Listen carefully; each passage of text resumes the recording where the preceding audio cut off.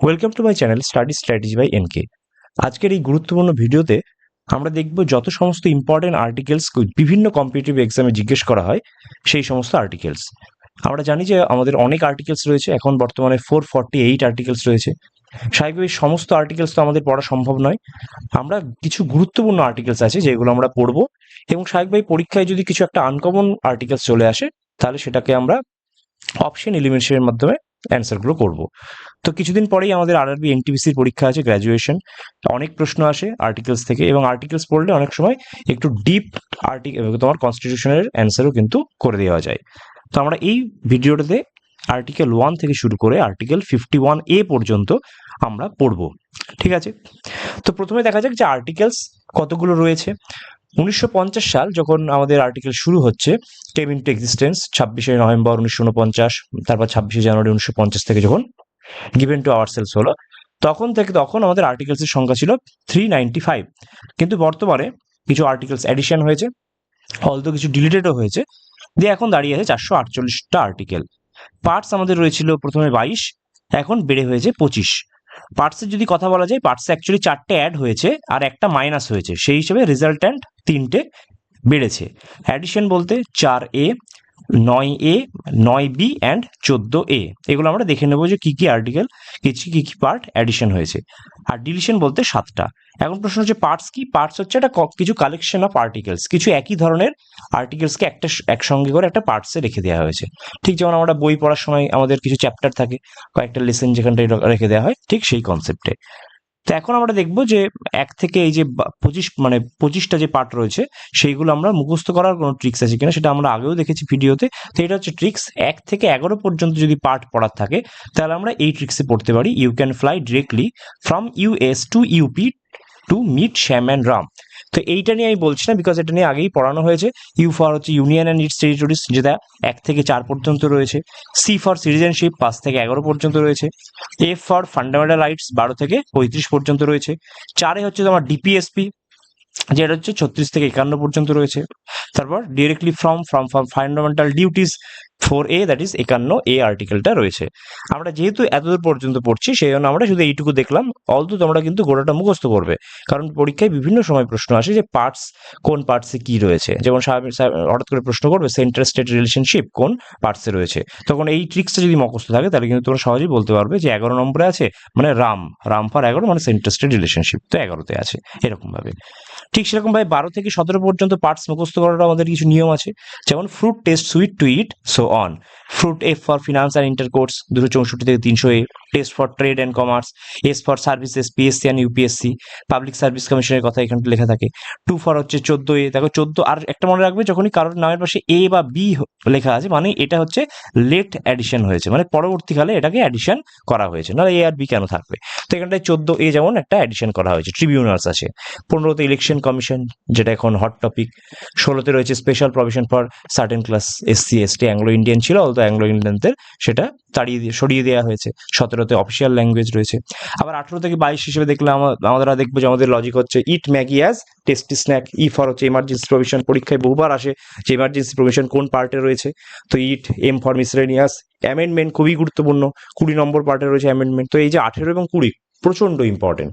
আর এই দুটো যদি খুব একটা ইম্পর্টেন্ট নেই, টেস্টি অ্যান্ড স্ন্যাক্স, টেম্পোরারি কিছু প্রভিশনস রয়েছে অ্যান্ড শর্ট টাইটেলস রয়েছে। যেমন তোমার আর্টিকেল 370, যেটা সরিয়ে দেওয়া হয়েছিল রিলেটিং টু জম্মু কাশ্মীর, সেটাও কিন্তু টেম্পোরারি প্রভিশনের মধ্যে রয়েছে, দ্যাট ইজ পার্ট 21 এর মধ্যে রয়েছে। তো আমরা এক ঝলমায় দেখে নিলাম 1 থেকে 22 পর্যন্ত পার্টস মুখস্থ করার আমাদের ট্রিক্স। এখন আমরা একটা একটা করে আর্টিকেল দেখব এবং পার্ট দেখব। তো প্রথম পার্ট, যেটা আমরা 1 থেকে 4 পর্যন্ত দেখলাম, ইউনিয়ন অ্যান্ড ইটস টেরিটরিজ। তো আমরা দেখবো 1 থেকে 4-এর মধ্যে আমাদের ইম্পর্টেন্ট কি কি রয়েছে এবং আমরা কি কি পড়তে পারবো।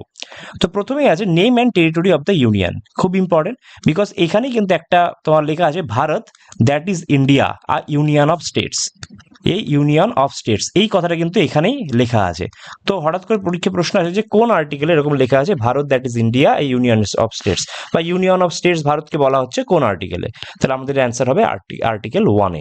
এই আর্টিকেল 1-এই লেখা আছে যে আমাদের কতগুলো ইউনিয়ন আছে এবং তার টেরিটরিজ আছে, দ্যাট ইজ স্টেটস আছে, ইউনিয়ন টেরিটরিজ আছে, এইগুলো। তো 28, আমরা জানি 28টা স্টেটস রয়েছে আর 8টা ইউটি রয়েছে। তো এই যে হিসাবটা সেটাও কিন্তু রয়েছে আর্টিকেল 1-এ। তো আর্টিকেল 1 ইজ ভেরি ইম্পর্টেন্ট, যেহেতু আমাদের 1 ইন্ট্রোডাকশন ইন্ট্রোডাকশন হয়। 1 দিয়ে যেহেতু ইন্ট্রোডাকশন হচ্ছে, তো স্বাভাবিকভাবেই আর্টিকেল 1-এ বলে দিয়েছে ভারতের কটা ইউটি আছে, কটা স্টেটস রয়েছে, কতদূর ব্যাপ্তি, সমস্ত কিছু কিন্তু আর্টিকেল 1-এ বলা আছে। 2 নম্বরে বলছে যে admission of establishment of new states. ধরো কোনো একটা পিওকে আছে, তা পিওকে আমরা স্বাধীন করে আমরা নিয়ে নিলাম, তাহলে পিওকে আমরা নিয়ে নিলে কি হবে, আমাদের একটা নতুন একটা জায়গা আমাদের এলো, তো স্বাভাবিকভাবেই ওইটাকে তো একটা স্টেট বানাতে হবে, তো ওইটাকে ধরো আমরা নতুন স্টেট বানিয়ে নিলাম। তো এই 2 আর 3 অ্যাকচুয়ালি একই টাইপের বলে, কিন্তু 3-এ কি এটুকুই মনে রাখতে হবে, 3-এ হচ্ছে এক্সিস্টিং ওয়ার্ডটা ইম্পর্টেন্ট, মানে আমার দেশের মধ্যে যেটুকু আছে তার মধ্যেই ধরো কোনো কারোর বাউন্ডারি অল্টারেশন করছি, কোনো নাম চেঞ্জ করছি, এইগুলো হচ্ছে 3 নম্বরে। কিন্তু 2 নম্বরে কি আছে, 2 নম্বরে হচ্ছে যেটা আমার এক্সিস্টিং ছিল না, আমি হঠাৎ করে ধর যুদ্ধে পেয়েছি বা কোনো একটা জায়গা থেকে পেয়েছি, দিয়ে সেটা আমাদের দেশের মধ্যে অন্তর্গত করেছি। সেক্ষেত্রে আমাদের যাদের যে অ্যাডমিশন বা এস্টাবলিশমেন্ট রিলেটেড যদি প্রশ্ন থাকে, তাহলে সেটা হবে আর্টিকেল 2। তো পরীক্ষায় আমাদের কনফিউশন হয় আর্টিকেল 2 এবং 3 এর মধ্যে। আমাদের মনে রাখতে হবে যে আর্টিকেল 2 তে হচ্ছে নতুন কিছুকে নিয়ে আসা, আর আর্টিকেল 3 তে হচ্ছে যেটা আমার কাছে আছে তারই নাম চেঞ্জ করা। যেমন এখন আমাদের ওয়েস্ট বেঙ্গল আছে, ওয়েস্ট বেঙ্গলের নাম কি বাংলা বা বঙ্গ এরকম করার চেষ্টা করছে মমতা ব্যানার্জি, তাহলে সেটা করলে কি হবে, সেটা আর্টিকেল 3 এর আন্ডারে হবে, এটা কিন্তু আর্টিকেল 2 এর আন্ডারে হবে না, বিকজ আর্টিকেল 2 তে হতে হবে শুধুমাত্র বাইরে থেকে যে দেশ নেব সেই স্টেটের কোনো অংশ হলে। তাহলে 3 নম্বরে পেয়ে গেলাম যে কোনো একটা নতুন স্টেট বানানো বা তার বাউন্ডারি চেঞ্জ করা ইত্যাদি, বা নাম চেঞ্জ করা, এইগুলো কিন্তু সবই হচ্ছে। যেমন তেলেঙ্গানা, ধরো 2014 সালে তেলেঙ্গানা নতুন তো তৈরি করা হলো অন্ধ্রপ্রদেশ থেকে ভেঙে, তাহলে এটা আর্টিকেল 3 এর আন্ডারে করা হয়েছে, সেটা কিন্তু আর্টিকেল 2 এর আন্ডারে করা হয়নি, ঠিক আছে। বাট দেখা গেল চট্টগ্রাম আমরা নিয়ে নেব, সেক্ষেত্রে কিন্তু আমরা 2 এর আন্ডারে করবো। এবার দেখা যাক 4-এ কি রয়েছে, তাহলে 1, 2, 3 ইম্পর্টেন্ট, যেহেতু 2 এর চলে গেছে তাই আমরা পড়ছি না। 4-এ আছে laws made under article 2 and 3 to provide for the amendment, মানে অ্যামেন্ডমেন্টের কথা বলছে যে আর্টিকেল 2 এবং 3-তে তুমি নতুন নাম চেঞ্জ করবে বা কিছু একটাকে অ্যাডমিশন করবে, সেক্ষেত্রে তুমি কি কি অ্যামেন্ডমেন্ট দরকার হবে সেটাই এখানটাই বলছে। তো এখানটায় অ্যামেন্ডমেন্টটা কি আমরা পরবর্তী ক্ষেত্রে পড়বো, যে অ্যামেন্ডমেন্ট অ্যাকচুয়ালি মোটামুটি 3 ধরনের হয়। তো এখানটায় কিন্তু তোমার স্পেশাল মেজরিটি লাগে না, এটা হচ্ছে মানে আর্টিকেল 368 আন্ডারে করা হয় না। আমরা দেখবো যে আর্টিকেল 368 যেটা রয়েছে তার আন্ডারে অ্যামেন্ডমেন্ট মানেই হচ্ছে তোমার স্পেশাল মেজরিটিতে পাস করতে হয়, মানে 2/3 মেজরিটিতে পাস করাতে হয়, কিন্তু এখানটায় সিম্পল মেজরিটিতেই হয়, that is half of the মানে টোটাল ভোটস +1 এরকম টাইপের, টোটাল সিটস +1, তো সিম্পল মেজরিটি। এই তার মানে যদি কখনো প্রশ্ন আছে যে কনস্টিটিউশনাল এই তোমার ইয়েতে যে union and territories related article 2 এবং 3 অ্যামেন্ড করতে কি আমাদের আর্টিকেল 368 আন্ডারে স্পেশাল মেজরিটিতে করতে হবে, অ্যান্সার হবে না, it is a legal amendment, এটা কিন্তু এরকম কনস্টিটিউশনাল অ্যামেন্ডমেন্ট নয় যেটা আর্টিকেল 368 থ্রুতে করবো। এটা মনে রাখতে হবে, যেটা এখানটায় কিন্তু আর্টিকেল 368 অ্যাপ্লাই হবে না, that is special majority applied হবে না, শুধুমাত্র সিম্পল মেজরিটিতে আমরা কিন্তু ভাগ করাতে পারবো। কারণ আমরা দেখবো যে স্পেশাল মেজরিটিতে খুব স্পেশাল, অনেক কঠিন, কিন্তু সিম্পল মেজরিটি কিন্তু ইজিলি পাস করানো যায়। তো আমরা union and territories that is part 1 পড়ে নিলাম। এবার আসছি আমরা পার্ট 2-তে। পার্ট 2 হচ্ছে সিটিজেনশিপ নিয়ে। আমরা দেখলাম 5 থেকে 11 পর্যন্ত সিটিজেনশিপ নিয়ে আর্টিকেল রয়েছে, তো আমাদের এই কটার মধ্যে পড়তে হবে, এবং এখানেও কিন্তু সবকটাই ইম্পর্টেন্ট, প্রশ্ন অনেকবার আসে। তো প্রথমটা কি দেখো, সিটিজেনশিপ শুরু হচ্ছে কোথা থেকে, 5 থেকে। শুরু হওয়ার একটা সিনোনিম কি, কমেন্সমেন্ট, কমেন্স মানে শুরু হওয়া, তার মানে কমেন্সমেন্ট সম্পর্কে লেখা যে citizenship at the commencement of the constitution, যখন আমাদের কনস্টিটিউশন স্টার্ট হচ্ছে তখন সিটিজেনশিপ বলতে আমরা কি বুঝতাম সেইটা নিয়ে লেখা আছে আর্টিকেল 5-এ। তাহলে 5টা মনে রাখার নিয়ম কি, যেহেতু সিটিজেনশিপটা এখান থেকে আর্টিকেল 5 থেকে কমেন্স হচ্ছে, তাই সিটিজেনশিপের তোমার 5 নম্বর আর্টিকেলে লেখা আছে কি, যে citizenship at the commencement of the constitution, মানে কনস্টিটিউশন যখন শুরু হচ্ছে তখন কি টাইপের সিটিজেনশিপ ছিল সেই সম্পর্কে লেখা আছে। 6 নম্বরে কি আছে, 6 আর 7টা আমরা মুখস্থ করার জন্য কি গল্প পড়বো, আমরা দেখবো যে অতিথি নারায়ণ ভাবা, এই যে এই কনসেপ্টটা আছে অতিথি নারায়ণ ভাবা, মানে হচ্ছে আমাদের অতিথি হচ্ছে সব থেকে বেশি ইম্পর্টেন্ট। তো 6 দেখো অতিথির কথা বলছে, মানে যে সমস্ত লোক migrated to India from Pakistan, যখন আমাদের দেশভাগ হচ্ছে তখন তো কিছু ধরো এখানটায় ইন্ডিয়া এখানটায় পাকিস্তান, তাহলে কিছু মানুষ ইন্ডিয়া থেকে পাকিস্তানে গেছে, কিছু মানুষ পাকিস্তান থেকে ইন্ডিয়া এসছে, তো যারা অতিথি নারায়ণ, যারা পাকিস্তান থেকে ইন্ডিয়া এসছে তাদের কথা হচ্ছে আর্টিকেল 6-এ বলেছি আমরা। আর্টিকেল 6-এ আছে যারা হচ্ছে পাকিস্তান থেকে ইন্ডিয়াতে এসেছে তাদের কিছু সিটিজেনশিপ সম্পর্কে লেখা আছে। সাত নম্বরে কি আছে, সাত নম্বরে উল্টোটা, তার মানে ইন্ডিয়া থেকে যারা পাকিস্তানে গেছিল। এখন তোমার প্রশ্ন হতে পারে যে ইন্ডিয়া থেকে পাকিস্তানে চলে গেল, তাহলে আবার তাদের আবার সিটিজেনশিপ কি, তারা তো পাকিস্তানের সিটিজেনশিপ পেয়েই গেল। কিন্তু কি হয়েছিল সেই সময়, যে কিছু মানুষ ইন্ডিয়া থেকে পাকিস্তানে গেছিল তো বটে, তারপর পাকিস্তানের তখনকার পরিস্থিতি দেখে মনে হয়েছে যে না, এটা তো ঠিক হচ্ছে না, আমাদের আবার ইন্ডিয়ায় ফিরে আসা উচিত। তো পাকিস্তান থেকে তারা আবার ইন্ডিয়ায় ফিরে এসেছিল। স্বাভাবিকভাবে এই যে তুমি তোমার ডিসিশন চেঞ্জ করছো, তাহলে তাদের জন্য তো কিছু সিটিজেনশিপ লাগবে। সেই জন্য আর্টিকেল 7 রয়েছে যে right of the citizenship of certain migrants to Pakistan, মানে যারা ইন্ডিয়া থেকে পাকিস্তানে গেছিল কিন্তু ইভেনচুয়ালি পাকিস্তান থেকে আবার ইন্ডিয়ায় ফিরে এসেছিল, তো সেটা রয়েছে আর্টিকেল 7। তো 6 আর 7 এভাবে পড়বো আমরা, যে প্রথমে ইন্ডিয়া থেকে পাকিস্তানে আসবে, আর 7 নম্বরে লেখা আছে যে ইন্ডিয়া থেকে পাকিস্তানে গেছিল কিন্তু তারা আবার পাকিস্তান থেকে ইন্ডিয়ায় ফিরে এসছে। 8 নম্বর কি, 8 নম্বরে এই ওয়ার্ডটা দেখে বলতে পারো যে 8 মানে দেখো একটা এরকম উল্টানো চশমার মতো দেখতে হয়, তাই না? এরকম চশমা 8টাকে তো এভাবে করা যায়। তো চশমা কারা পড়ে? যারা খুব পড়াশোনায় ভালো হয়। আর যারা খুব পড়াশোনায় ভালো হয় তারা কি বিদেশে চাকরি করতে চলে যায়, মানে এনআরআই হয়ে যায়, নন রেসিডেন্ট ইন্ডিয়ান হয়ে যায়। তো সেখানটা আর্টিকেল 8 তাদের সম্পর্কে বলা আছে যে rights of citizenship of certain persons of Indian origin residing outside India, যারা আউটসাইড ইন্ডিয়া বসবাস করছে তাদের সম্পর্কে কিছু সিটিজেনশিপ হিসেবে লেখা আছে আর্টিকেল 8-এ। তো এটা কিন্তু খুব ইম্পর্টেন্ট, এভাবে মনে রাখবো যে 8টাকে যদি আমরা উল্টে দিই তাহলে আমরা অনেকটা চশমার মতো হয়ে যায়। চশমা হচ্ছে সব থেকে ভালো পড়াশোনায় যারা হয় তারা চশমাই পড়ে, এটা একটা আমরা মানি। তো এবং নন রেসিডেন্ট ইন্ডিয়ানরা, তার মানে আর যারা ভালো পড়াশোনা করে তারা বাইরে ইউএসএ সেটেল হতে চায়, তারা নন রেসিডেন্ট ইন্ডিয়ান হয়ে গেল, তো তাদের জন্য কিছু সিটিজেনশিপ রয়েছে। তো আর্টিকেল 8-এ তাদের সম্পর্কে লেখা আছে। আর্টিকেল 9, 9 মানে হচ্ছে নয়, 9 মানে নো, এটা তো আমরা জানি 9 মানে নো। তো এইখানটায় লেখা আছে তোমার তাদের সম্পর্কে কথা, যে সমস্ত মানুষজন ভলেন্টারি ধরো অন্য দেশের সিটিজেনশিপ নিয়ে নিয়েছে, তাহলে এই দেশের কিন্তু তাদেরকে সিটিজেনশিপ দেওয়া হবে না। মানে এইখানটা হচ্ছে আমাদের কোনো ডবল সিটিজেনশিপ নেই, আমাদের হচ্ছে সিঙ্গেল সিটিজেনশিপ বিশ্বাস করি। তো যদি পরীক্ষায় কখনো প্রশ্ন হয় যে সিঙ্গেল সিটিজেনশিপ এই ওয়ার্ডটি বা ডবল মানে দুটো ডুয়াল সিটিজেনশিপ থাকবে না, এইটা কোথায় লেখা আছে? এটা আর্টিকেল 9-এ লেখা আছে। 9 মানে 9 মানে হচ্ছে নো, মানে তুমি যদি অন্য দেশের যদি একটা সিটিজেনশিপ নিয়ে নাও তাহলে কিন্তু তোমার সিটিজেনশিপকে বাদ দিয়ে দেওয়া হবে। যেমন অক্ষয় কুমারকে একসময় কানাডা কুমার বলা হতো, কেন? কারণ সে হচ্ছে কানাডার সিটিজেনশিপ ছিল। এবার স্বাভাবিকভাবে কানাডার সিটিজেনশিপ আছে, তার মানে তুমি কিন্তু ইন্ডিয়ার সিটিজেনশিপ রাখতে পারো না। তাহলে সে তো তার মানে অক্ষয় কুমার এখানে থাকতো কিন্তু ইন্ডিয়ার সিটিজেন ছিল না। কিন্তু পরবর্তী ক্ষেত্রে এই সমস্ত এই যে ট্রোল বা সমস্ত কিছু সমালোচনার সম্মুখীন হয়ে সে কানাডার সিটিজেনশিপটিকে বাদ দিয়ে আবার ইন্ডিয়ার সিটিজেনশিপ নিয়ে নিয়েছে। তো এই হচ্ছে ব্যাপার। তো 9 থেকে হচ্ছে 9 মানে নোট সিটিজেনশিপ। 10-এ কি, 10 হচ্ছে কন্টিনিউয়াস, মানে পার্লামেন্ট যতক্ষণ না পর্যন্ত ধরো কোনো একজন কারোর সিটিজেনশিপটাকে ডিফ্রাইভ করে দিল না বা নিয়ে নিল না, ততদিন পর্যন্ত কিন্তু সিটিজেনশিপ চলবে। মানে পার্লামেন্ট কিছু না বললে সিটিজেনশিপ কিন্তু কোনো এরকম লিমিট নেই যে শেষ হয়ে যাবে, মানে এটা কন্টিনিউ চলবে। ঠিক আছে, এটা কোনো ওই এসসি এসটি রিজার্ভেশন না যে 10 বছর 10 বছর করে আমরা বাড়তে থাকবো। তো আর্টিকেল 10-এ রয়েছে যে কন্টিনিউ করবে। এবং কন্টিনিউ দিয়ে কি মনে করতে পারি, ধরো লিওনেল মেসি 10, LM 10 রয়েছে, সচিন তেন্ডুলকার 10 রয়েছে, এরা কি এরা কন্টিনিউ করবে, এদের জার্সি একদম অমর করে দেওয়া হচ্ছে এরকম পরিস্থিতি। তো এরা হচ্ছে মানে কন্টিনিউ করতে থাকবে। তো continuous of rights of citizenship সম্পর্কে লেখা আছে আর্টিকেল 10-এ। 11-তে কি আছে? 11-তে আছে যে পার্লামেন্টের কিছু রাইটস আছে বা যে তারা সিটিজেনশিপটাকে রেগুলেট করতে পারবে, মানে সিটিজেনশিপকে অ্যামেন্ডমেন্ট করতে পারবে। ঠিক যেমন আমরা যদি পরীক্ষায় প্রশ্ন আসে কখনো যে আমরা অ্যাকচুয়ালি সিটিজেনশিপ একটা অ্যাক্ট পাস করা হয়েছিল 1955 সালে, ঠিক আছে, 1955 সালে পাস করা হয়েছিল। অলদো এটাকে কিন্তু 6বার অ্যামেন্ড করা হয়েছে, 86, 92, 2003, 2005, 2015, 2019, সব থেকে লেটেস্ট 2019, যেখানটায় কনস্টিটিউশন সিএবি ক্যাকা ছিছি। তো সেখানটায় আমরা দেখেছি যে তোমার ওই পাকিস্তান, বাংলাদেশ এবং আফগানিস্তান থেকে যারা ওই 6খানা মানে রিলিজিয়াস মাইনরিটি মুসলিম বাদে যারা ছিল হিন্দু বৌদ্ধ খ্রিস্টান, তাদেরকে তোমার সিটিজেনশিপ দেওয়া হবে, এটা নিয়ে আর্টিকেল 1 একটা তৈরি হয়েছিল। আর্টিকেল 11-এ কিন্তু এদের সম্পর্কে লেখা আছে। তো এটা তোমার মানে সিটিজেনশিপ অ্যামেন্ডমেন্ট অ্যাক্ট বলা হচ্ছিল। তো এইটা কিন্তু পার্লামেন্টের হাতে পাওয়ার রয়েছে, পার্লামেন্ট কিন্তু রেগুলেশন করতে পারবে। তা যদি কখনো প্রশ্ন আসে যে কনস্টিটিউশন অ্যামেন্ডমেন্ট অ্যাক্ট যেটা করা হয়েছে মানে সিটিজেনশিপ অ্যামেন্ডমেন্ট অ্যাক্ট, সেটা কোন আর্টিকেলের থ্রু দিয়ে, সেটা তোমাকে বলতে হবে আর্টিকেল 11। আর্টিকেল 11ই পার্লামেন্টকে পাওয়ার দেয় যে হ্যাঁ তোমরা সিটিজেনশিপ নিয়ে করতে পারো অ্যামেন্ডমেন্ট। যদিও এক্ষেত্রে কিন্তু আর্টিকেল 368-র মতো লাগবে না, এখানেও মোটামুটি সিম্পল মেজরিটিতেই পাস করতে হবে, এটা কোনো স্পেশাল মেজরিটির দরকার নেই। তাহলে দেখো ইউনিয়ন টেরিটরিজ ক্ষেত্রেও সিম্পল মেজরিটি এবং এমনকি সিটিজেনশিপের ক্ষেত্রেও কিন্তু আমাদের সিম্পল মেজরিটিতেই পাস করতে হবে, অ্যামেন্ড করতে পারবো, আমাদের কিন্তু কোনো চাপ নেই। এবার চলে আসছি আমি পার্ট 3-তে, ফান্ডামেন্টাল রাইটস। এখানে কিন্তু মনে রাখার কথা যে 1 থেকে 51 এই পর্যন্ত মোটামুটি সবই ইম্পর্টেন্ট, তারপর আস্তে আস্তে যত 52-এর পর থেকে যাবো তত আস্তে আস্তে ছাড়তে আমরা যেতে পারি। তো ফান্ডামেন্টাল রাইটস হচ্ছে 12 থেকে 35 রয়েছে।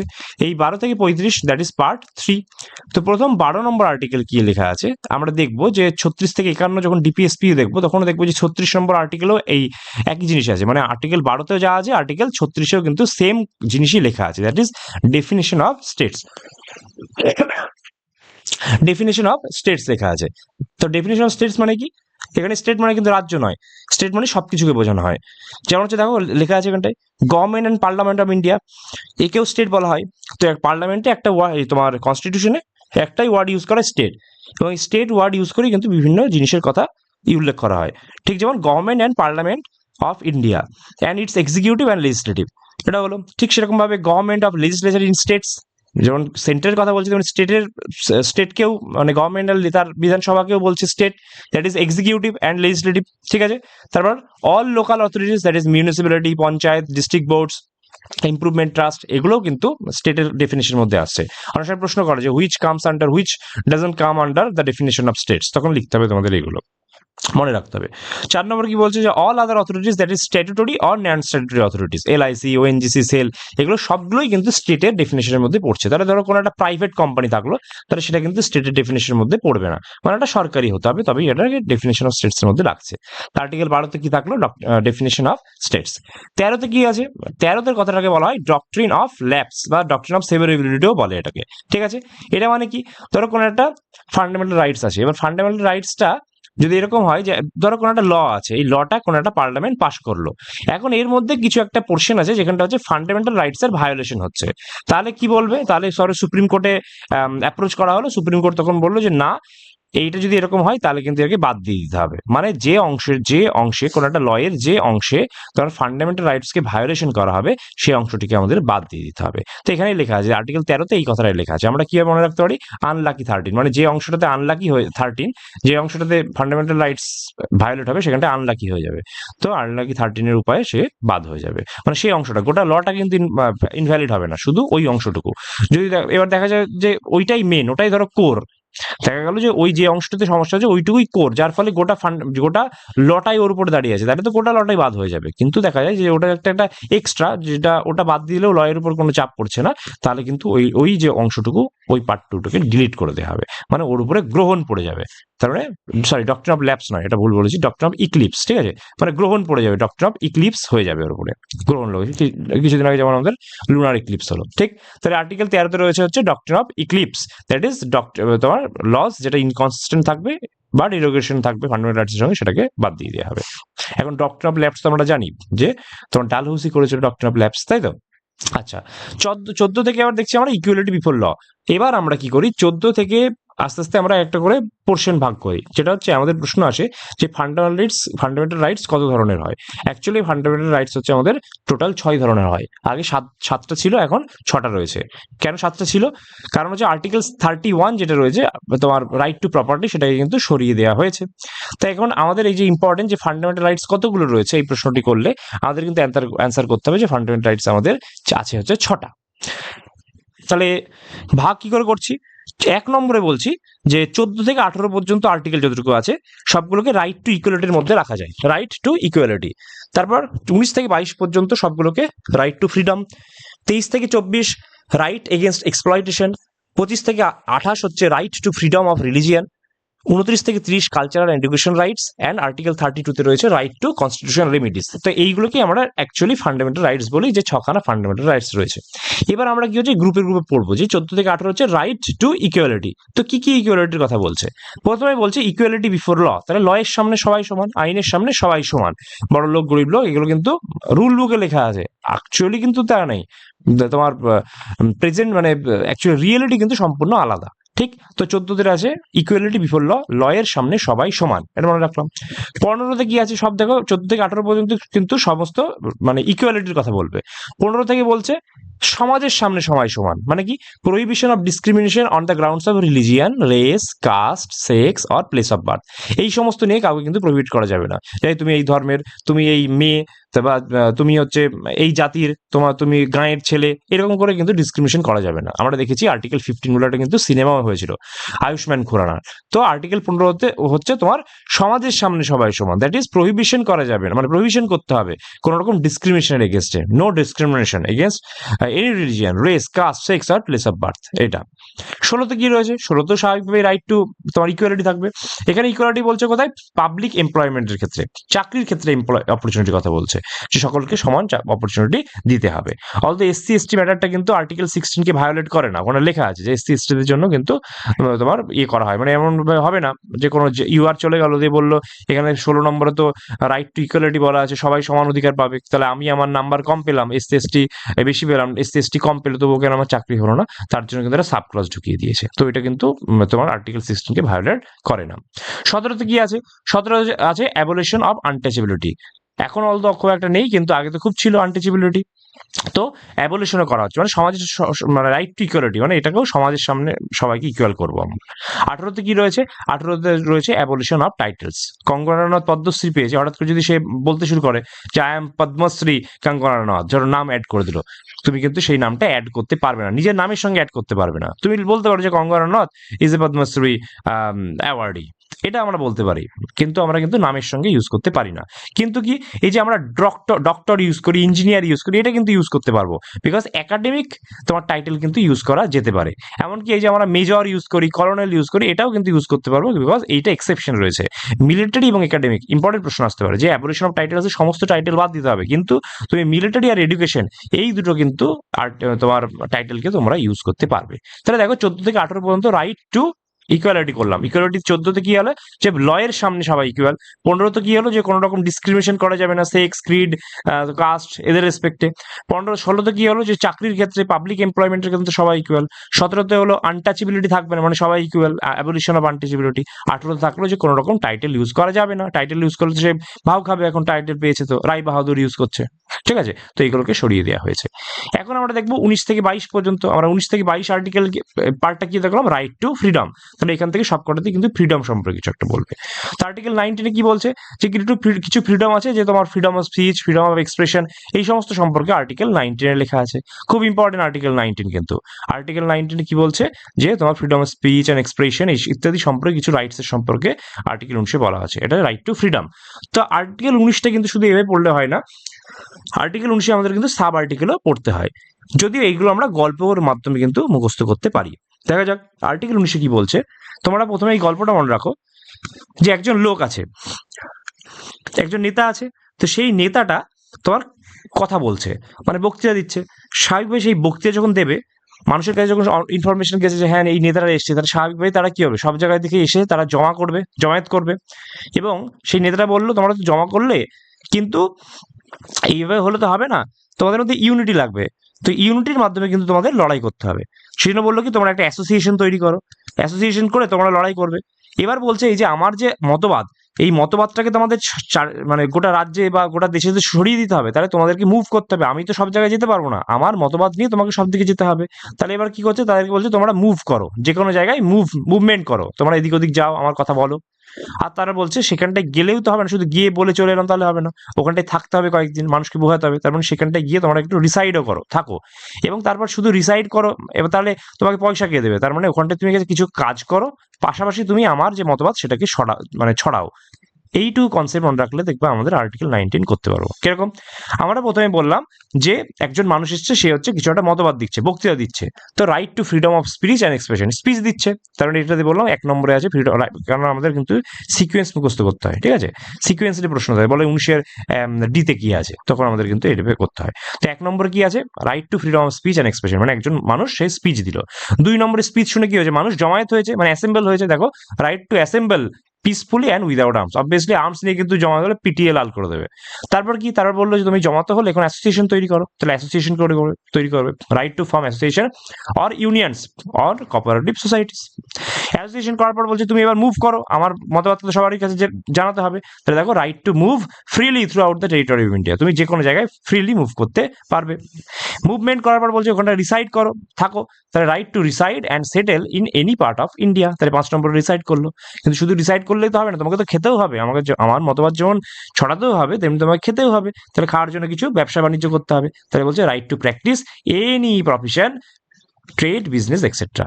তাহলে এইগুলো হয়ে গেল আমাদের যে right to practise any profession, trade আর বিজনেস, মানে তুমি প্রফেশন মানে প্র্যাকটিস প্রফেশন করতে হবে, সেটাও কিন্তু জিতে লেখা আছে। তো এই যে 6খানা আর্টিকেল, 6টা সাব আর্টিকেল রয়েছে, 6টা ইম্পর্টেন্ট, সিকোয়েন্সিয়ালি ইম্পর্টেন্ট, গল্পটা ইম্পর্টেন্ট। তো এই স্টোরির মাধ্যমে মুখস্থ করলে তোমরা কিন্তু এটা মনে থাকবে, আশা করি বোঝা গেল। এবার আমরা দেখছি 20 আর্টিকেল 19 কিন্তু হয়ে গেল। আমরা দেখেছি 19 থেকে 22 পর্যন্ত রাইট টু ফ্রিডম, মানে সমস্ত কিছু ফ্রিডমের কথা লেখা আছে। তো এক তো 19টা হয়ে গেল, যে 19এ আমাদের কথা বললো যে আমাদের right to freedom of expression, এইগুলো সম্পর্কে সব কিন্তু 19এ লেখা আছে। এরপর আমরা কি দেখছি, আর্টিকেল 20 লেখা আছে protection in respect of conviction for offences. Conviction for offences মানে কি? কনভিকশন মানে হচ্ছে মানে কনভিক্টেড মানে কি, যে হচ্ছে দোষী। তাহলে দোষ দেওয়ার ক্ষেত্রেও কিন্তু কিছু প্রোটেকশন আছে। এমন নয় যে আমি হঠাৎ করে একজনকে আমার মনে হলো আমি বললাম এ স্যার এ দোষী, এ হচ্ছে কনফিডেন্ট, ব্যাস ধরো 14 বছরের জেল হয়ে গেল, ফাঁসি হয়ে গেল, তাহলে সেক্ষেত্রে কিন্তু কিছু প্রোটেকশন রয়েছে। এবার আর্টিকেল 19টা যেমন আমরা সাব আর্টিকেল পড়লাম, আর্টিকেল 19এরও কিন্তু 20-এরও কিন্তু সাব আর্টিকেল প্রচন্ড ইম্পর্টেন্ট। এখানে মেনলি 3টে ইম্পর্টেন্ট, 21, 2 and 3। 1-এ কি লেখা আছে খুব ইম্পর্টেন্ট, 1-এ বলছে যে তোমার ধরো কোনো একটা দোষ করলো, কেউ একজন ধরো একটা পার্সন কনভিকশন করলো, তো সেক্ষেত্রে কিন্তু যে লটা তোমার সেই সময় ফোর্সে আছে, মানে ওই সময় যেটা ইউজ আছে সেইটা এক্সিস্টিং ল, সেই অনুযায়ী কিন্তু তার দোষ হবে। এমন নয় যে ধরো একজন মানুষ কোনো একটা দোষ করলো, তারপর সেই দোষ দেখে ধরো কোনো একটা নতুন ল পাস করা হলো এবং ওই ল এর অনুযায়ী কিন্তু তাকে দোষ দেওয়া যাবে না। ওই মানুষটাকে দোষ মানে শাস্তি তখন সেই রকম ভাবে দেওয়া যাবে যে সময় ল বুকে যে লটা লেখা ছিল। এমন নয় যে পরে ল বানিয়ে তাকে আবার আমরা ধরবো। হ্যাঁ, এবার ওই ঘটনার পর থেকে ওই ল বানানোর পর থেকে যা যা ঘটনা করবে যদি কিছু হয় তাহলে কিন্তু আমাদের সেই হিসাবে হবে। ঠিক যেমন ওই দিল্লিতে অভয়াকাণ্ড, এর ক্ষেত্রে কিন্তু পরবর্তী ক্ষেত্রে থেকে ইউজ হয়েছিল, কিন্তু ওই লটার কিন্তু আগে কিন্তু ইউজ করতে পারেনি। ঠিক আছে, সবসময় বারে হয়েছে, মানে এক্স পোস্ট ফ্যাক্টো, মানে যেটা ল হয়েছে তার পরেই হবে, তার আগে কিন্তু তার উপরে শাস্তি করা যাবে না। তো এইটা রয়েছে।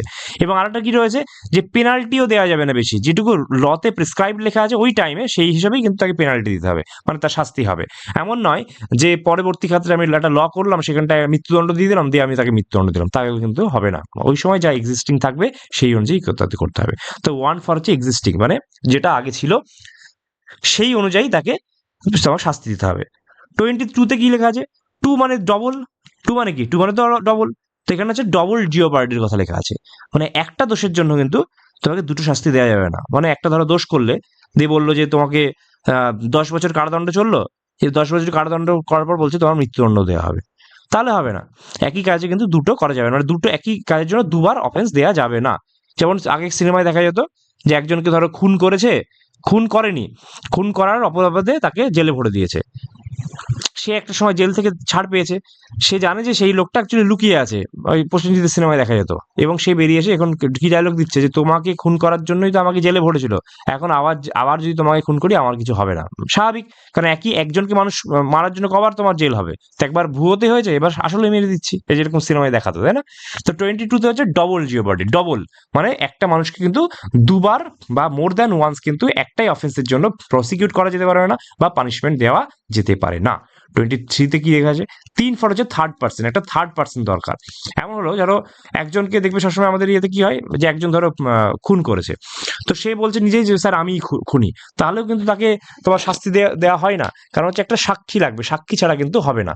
মানে এরকম হতো যেটা আগে সিনেমায় দেখা যেত, ওই প্রসেনজিৎ সিনেমাতেই, যে মা বলছে না আমি মেরেছি, বা ছেলে বলছে না আমি মেরেছি, তো কে মেরেছে সেটা ডিসাইড করতে হয়, সত্যি করে যে মেরেছে তাকেই কিন্তু ইয়ে করতে হয়। এমন নয় যে আমার মনে হলো যে আমার ধরো আমার ছেলে মেরেছে, আমি ভাবলাম যে না ছেলের তো বয়স ওখানে পড়ে আছে, আমি তো বুড়ো হয়ে গেছি, আমি বলে দিই আমি মেরেছি, তাহলে ছেলে বেঁচে গেল, এইসব করলে হবে না। একদম এক্স্যাক্ট মানে নিজের এগেনস্টে বললেও কিন্তু হবে না, মানে you can't be a witness against yourself, তুমি নিজের এগেনস্টে কিন্তু বলতে পারো না। একটা কি হবে, একটা থার্ড পার্সন দরকার হবে। তো 23-তে সেটা বলছে, তাহলে 3 ফর থার্ড, তো 1 ফর হচ্ছে এক্সিস্টিং ল, ওই অনুযায়ী হবে। 2 ফর হচ্ছে ডবল, মানে একটা দোষের জন্য তো একটা খুনের জন্য বা একটা দোষের জন্য তোমার দুবার পানিশমেন্ট হবে না। আর 3-এর রয়েছে থার্ড পার্টি, মানে একটা সাক্ষী দরকার, সাক্ষী ছাড়া কিন্তু কোনো সেলফ ইনক্রিমিনেশন হবে না। 20 হয়ে গেল। তো আর্টিকেল 20 হয়ে গেল, 21 হয়ে গেল। আর্টিকেল 21-এ কি আছে এবার? Protection of life and personal liberties. এখানে কিছু প্রোটেকশনের কথা বলছে, যে এরকম নয় যে তোমাকে মানে পার্সোনাল লিবার্টি বলতে কি, যে তোমার কিছু লিবার্টি আছে, যেমন রাইট টু প্রাইভেসি। যদি কোনো প্রশ্ন আছে যে রাইট টু প্রাইভেসি কোন আর্টিকেলে লেখা রয়েছে, আর্টিকেল 21-এ কিন্তু লেখা আছে রাইট টু প্রাইভেসি। আর্টিকেল 21-এ প্রোটেকশন অফ লাইফ বলছে, মানে প্রত্যেকের বাঁচার অধিকার রয়েছে, এমন নয় যে তাকে মেরে দেওয়া হলো, এরকম হবে না। তো এই 20 আর 21টা কিন্তু খুব ইম্পর্টেন্ট। কেন? যখন হচ্ছে আমাদের ন্যাশনাল ইমার্জেন্সি হয়, তখন ন্যাশনাল ইমার্জেন্সির সময় কিন্তু যতগুলো ফান্ডামেন্টাল রাইটস আছে, সমস্ত কিন্তু ফান্ডামেন্টাল রাইটস কিন্তু সাসপেন্ড হয়ে যায়, একমাত্র এক্সেপ্ট 2, দ্যাট ইজ 20 অ্যান্ড 21। 20 এবং 21-এর গায়ে কিন্তু কোনো হাত দেওয়া যায় না। এই 20 আর 21টা ন্যাশনাল ইমার্জেন্সির সময় কিন্তু ভালোভাবে কাজ করবে। তো এটা খুব ইম্পর্টেন্ট কনসেপ্ট, অনেক প্রশ্ন কিন্তু আসে। তাহলে 20 আর 21-এর ব্যাপারটা কি? 20-তে আমরা দেখলাম যে protection in respect of conviction for offences, মানে অফেন্স করা মানে কনভিকশন করা যাবে না, একটা সাক্ষী লাগবে, 1 2 3 পড়লাম। আর 21 হচ্ছে protection of life and personal liberties, প্রত্যেকের একটা লিবার্টি রয়েছে এবং প্রোটেকশন অফ লাইফ মানে লাইফেরও একটা তোমার অধিকার রয়েছে। হলো 21-এর এ, স্বাভাবিকভাবে এ আছে, এ মানে পরে অ্যাড করা হয়েছে, কত নম্বরে অ্যাড করা হয়েছে? 86 নম্বর অ্যামেন্ডমেন্ট অ্যাক্ট 2002-এ কিন্তু অ্যাড করা হয়েছে। রাইট টু এলিমেন্টারি এডুকেশন, মানে একটা free and elementary education to all, এই জিনিসটা কিন্তু দেয়া হচ্ছে তোমার আর্টিকেল 21A। এখানে বলবে যে আর্টিকেল 6 থেকে 14 বছর বয়সী যত মানে চিলড্রেন রয়েছে তাদের কিন্তু ফ্রি অ্যান্ড একটা কম্পালসারি এডুকেশনের জন্য বন্দোবস্ত করবে গভর্নমেন্ট। এটা হচ্ছে আর্টিকেল 21, এবং সেটা হচ্ছে রাইট একটা, ঠিক আছে? তো এটা হচ্ছে 21-এর এতে লেখা আছে। আমরা পরবর্তী ক্ষেত্রে একদম লাস্টে দেখবো যে 86 নম্বর অ্যামেন্ডমেন্ট অ্যাক্ট 2002-এর মাধ্যমে কিন্তু 3টে জায়গায় চেঞ্জ হয়েছিল। একটা 21-এর এ, এক হচ্ছে আর্টিকেল 45, আর একটা হচ্ছে 51 তোমার এর সাবব্র্যাকেটে কে। এই 3টে দেখবো, ওটা একদম লাস্টে আমরা কিন্তু হিসাব করেই আমরা শেষ করবো ওটাকে। আর্টিকেল 22 তাহলে হয়ে গেল। আচ্ছা আর্টিকেল আর্টিকেল 22 হয়নি। আর্টিকেল 22-এ কি হচ্ছে? Protection against arrest and detention in certain cases. মানে কি বলতে চাইছে? ধরো কাউকে একটা অ্যারেস্ট করা হলো, অ্যারেস্ট করে তাকে পিটিয়ে মেরে দেওয়া হলো, তাহলে কিন্তু হবে না। অ্যারেস্ট করার 24 ঘন্টার মধ্যে কিন্তু তাকে একটা ম্যাজিস্ট্রেটের সামনে পেশ করতে হবে, মানে তার দেহ নিয়ে তাকে যেতে হয় পুলিশকে, তাই না? এবং এটা কি হচ্ছে, এই 24 ঘন্টার মধ্যে কিন্তু তোমার ওই ডেট মানে টাইম অফ জার্নিটা কিন্তু এক্সক্লুড রয়েছে। এমন নয় যে 24 ঘন্টার মধ্যে তোমাকে যেতে হবে, তাহলে তোমার 2 ঘন্টা লাগলো আসতে, তাহলে ওই 2 ঘন্টা কিন্তু তোমার বাদ। 2 ঘন্টাতে মানে 24 + 2 হয়ে যাবে, তার মানে 26 ঘন্টার মধ্যে আনতে হবে, এরকম। তো 24 ঘন্টার মধ্যে তার দেহটাকে, মানে তার জীবন্ত দেহটাকে তোমার ম্যাজিস্ট্রেটের সামনে নিয়ে যেতে হবে, ঠিক আছে? তো কোর্টের সামনে নিয়ে যেতে হবে। তো এটাই বলছে protection against arrest and detention in certain cases. এটাতে এক প্রথম হলো। আরেকটা কি? আরেকটা হচ্ছে যাকে তাকে অ্যারেস্ট করলে হবে না, তাকে ওয়ারেন্ট দেখাতে হবে। এরকম হলো যে আমি অ্যারেস্ট করে নিলাম, ওই যে রাওলাট অ্যাক্টের সময় নো কিল, নো দলিল, নো আপিল, এইসব হলে হবে না। আর্টিকেল 22-এ রয়েছে, হ্যাঁ তোমাকে অ্যারেস্ট করতে এসেছি, তোমাকে একটা মেমো দেখাতে হবে, ওয়ারেন্ট দেখাতে হবে যে হ্যাঁ আমি তোমাকে এই জন্য অ্যারেস্ট করতে এসেছি, তাছাড়া কিন্তু অ্যারেস্ট করতে পারবে না। আগে সিনেমা দেখা যেত, কোথায় ওয়ারেন্ট দেখান, তাই না? তো এটা হচ্ছে আর্টিকেল 22। এখানটায় আরো একটা ওয়ার্ড আছে, তোমার প্রিভেন্টিভ ডিটেনশন। প্রিভেন্টিভ ডিটেনশন মানে কি? কোনো একটা দোষ করার আগে তাকে প্রিভেন্ট করার জন্য, মানে আমার মনে হচ্ছে যে এ দোষ করতে পারে, এ আসন্ন ধরো বিধানসভা ভোটে সমস্যা করতে পারে, তো আগে ধরে নিলাম, এবং এটাকে 3 মাস পর্যন্ত তাকে কিন্তু ম্যাক্সিমাম 3 মান্থস তাকে তোমার তুমি তুলে রাখতে পারো প্রিভেন্টিভ ডিটেনশনে। আচ্ছা এবার দেখো আমাদের কিন্তু এগুলো হয়ে গেল। এবার বাকি থাকলো আর্টিকেল 3 থেকে 24, that is right against exploitation. Exploitation মানে কি? কাউকে জ্বালাতন করা, শোষণ করা ইত্যাদি। তো আর্টিকেল 23 আর 24 আছে এক্সপ্লয়টেশন সম্পর্কে। দেখো prohibition of traffic in human beings or forced labour, মানে কোন রকম ফোর্স লেবার মানে তোমার বেগার খাটানো যাবে না। এটা আমরা কিভাবে মনে করতে পারি? এফসি বার্সেলোনা, ধরো এফসি ফুটবল ক্লাব, এভাবে মনে রাখতে পারি। এফ ফর হচ্ছে ফোর্স লেবার, তার মানে কোনো কাউকে কিন্তু ফোর্স লেবার করা যাবে না, বেগার খাটাচ্ছ এরকম কিন্তু কিছু করা যাবে না, ঠিক আছে? বেগার খাটানো কাউকে যাবে না, এমনকি জোর করেও কাউকে তোমার মানে ট্রাফিক করা যাবে না, মানে কাজ করানো যাবে না। 24-এ রয়েছে কি? Prohibition in of employment of children in factories, মানে 14 বছরের নিচে যে সমস্ত বাচ্চা তাদেরকে কিন্তু কাজেও লাগানো যাবে না। তো 24-এ রয়েছে এটা। তাহলে সিতে কি হলো? সি ফর হচ্ছে চিলড্রেন। তো আমরা 23 আর 24-এ খুব কনফিউশন হয়, আমরা মনে রাখবো যে 23 আর 24-এ মুখস্থ রাখার নিয়ম হচ্ছে এফসি পড়বো, এফ ফর হচ্ছে ফোর্স লেবার, সি ফর হচ্ছে তোমার চিলড্রেন। তাহলে 23 আর 24 খুব ইম্পর্টেন্ট, আমি কিন্তু বলে রাখলাম। তাহলে 24-এর থাকলো যে prohibition of employment of children in factories, মানে 14 বছরের নিচে কিন্তু কোনো রকম কাজ করানো যাবে না। এটা হয়ে গেল। এবার বাকি কি আছে দেখো, বলে গেছে right to freedom of religion. কিছু রিলিজিয়ানেরও ফ্রিডম আছে, সেগুলো আমরা পড়বো। রিলিজিয়ানের ফ্রিডম কি আছে দেখো, আমরা দেখলাম 25 থেকে 28 পর্যন্ত এই 3টে কিন্তু তোমার রিলিজিয়ানের ফ্রিডম। তো আমরা মুখস্থ করার নিয়ম হচ্ছে, আমরা এরকম ভাবে মনে করি যে পিএমটি একটা এক্সাম দেওয়ার আগে আমি বলছি আই লাভ ইউ, এরকম টাইপের বলছি। ধরো পিএমটি এক্সাম একটা, ধরো ওই মাধ্যমিক এক্সামের মতো একটা এক্সাম, তো সেই পিএমটি এক্সাম দেওয়ার আগে আমি কি বলছি? I love you. তো এইটা দেখে এইটুকু ট্রিক্স দিয়ে আমরা কিন্তু 25, 26, 27, 28 মুখস্থ করতে পারবো। তাহলে পি ফর হচ্ছে 25, এম ফর হচ্ছে 26, টি ফর হচ্ছে 27, আর আই ফর 28। পিতে কি লেখা আছে? Freedom of conscience. এই পি ফর হচ্ছে দেখো পি মানে হচ্ছে যে এই পি গুলো প্রফেশন, প্র্যাকটিস, প্রপাগেশনস, এইগুলো সম্পর্কে লেখা আছে আর্টিকেল 25-এ। তাহলে 25 যখন আসবে আমি হচ্ছে পি কথাটা মাথায় আসবে। পিতে কি লেখা আছে যে ফ্রিডম অফ কনসায়েন্স, প্রফেশন মানে তুমি তোমার প্রফেশনকে প্র্যাকটিস করতে পারবো, প্রপাগেশন করতে পারবো, এবং প্রফেশন মানে কি প্র্যাকটিস মানে ছড়ানো ইত্যাদি তুমি করতে পারবে, এতে কিন্তু কোনো সমস্যা নেই। কিন্তু কোনো ফোর্সড কনভার্সন করানো যাবে না, যে তুমি ফোর্স কনভার্সন করে দিলে তাহলে কিন্তু হবে না, ঠিক আছে। এবং আরেকটাও ইম্পর্টেন্ট যেটা ডাব্লিউবিসি আসতো, যে পাবলিক অর্ডার, মোরালিটি এবং হেলথ, এই সমস্ত ক্ষেত্রে কিন্তু তোমার মানে এর এগেনস্টে কিন্তু কাউকে মানে এইগুলো করানো যাবে না।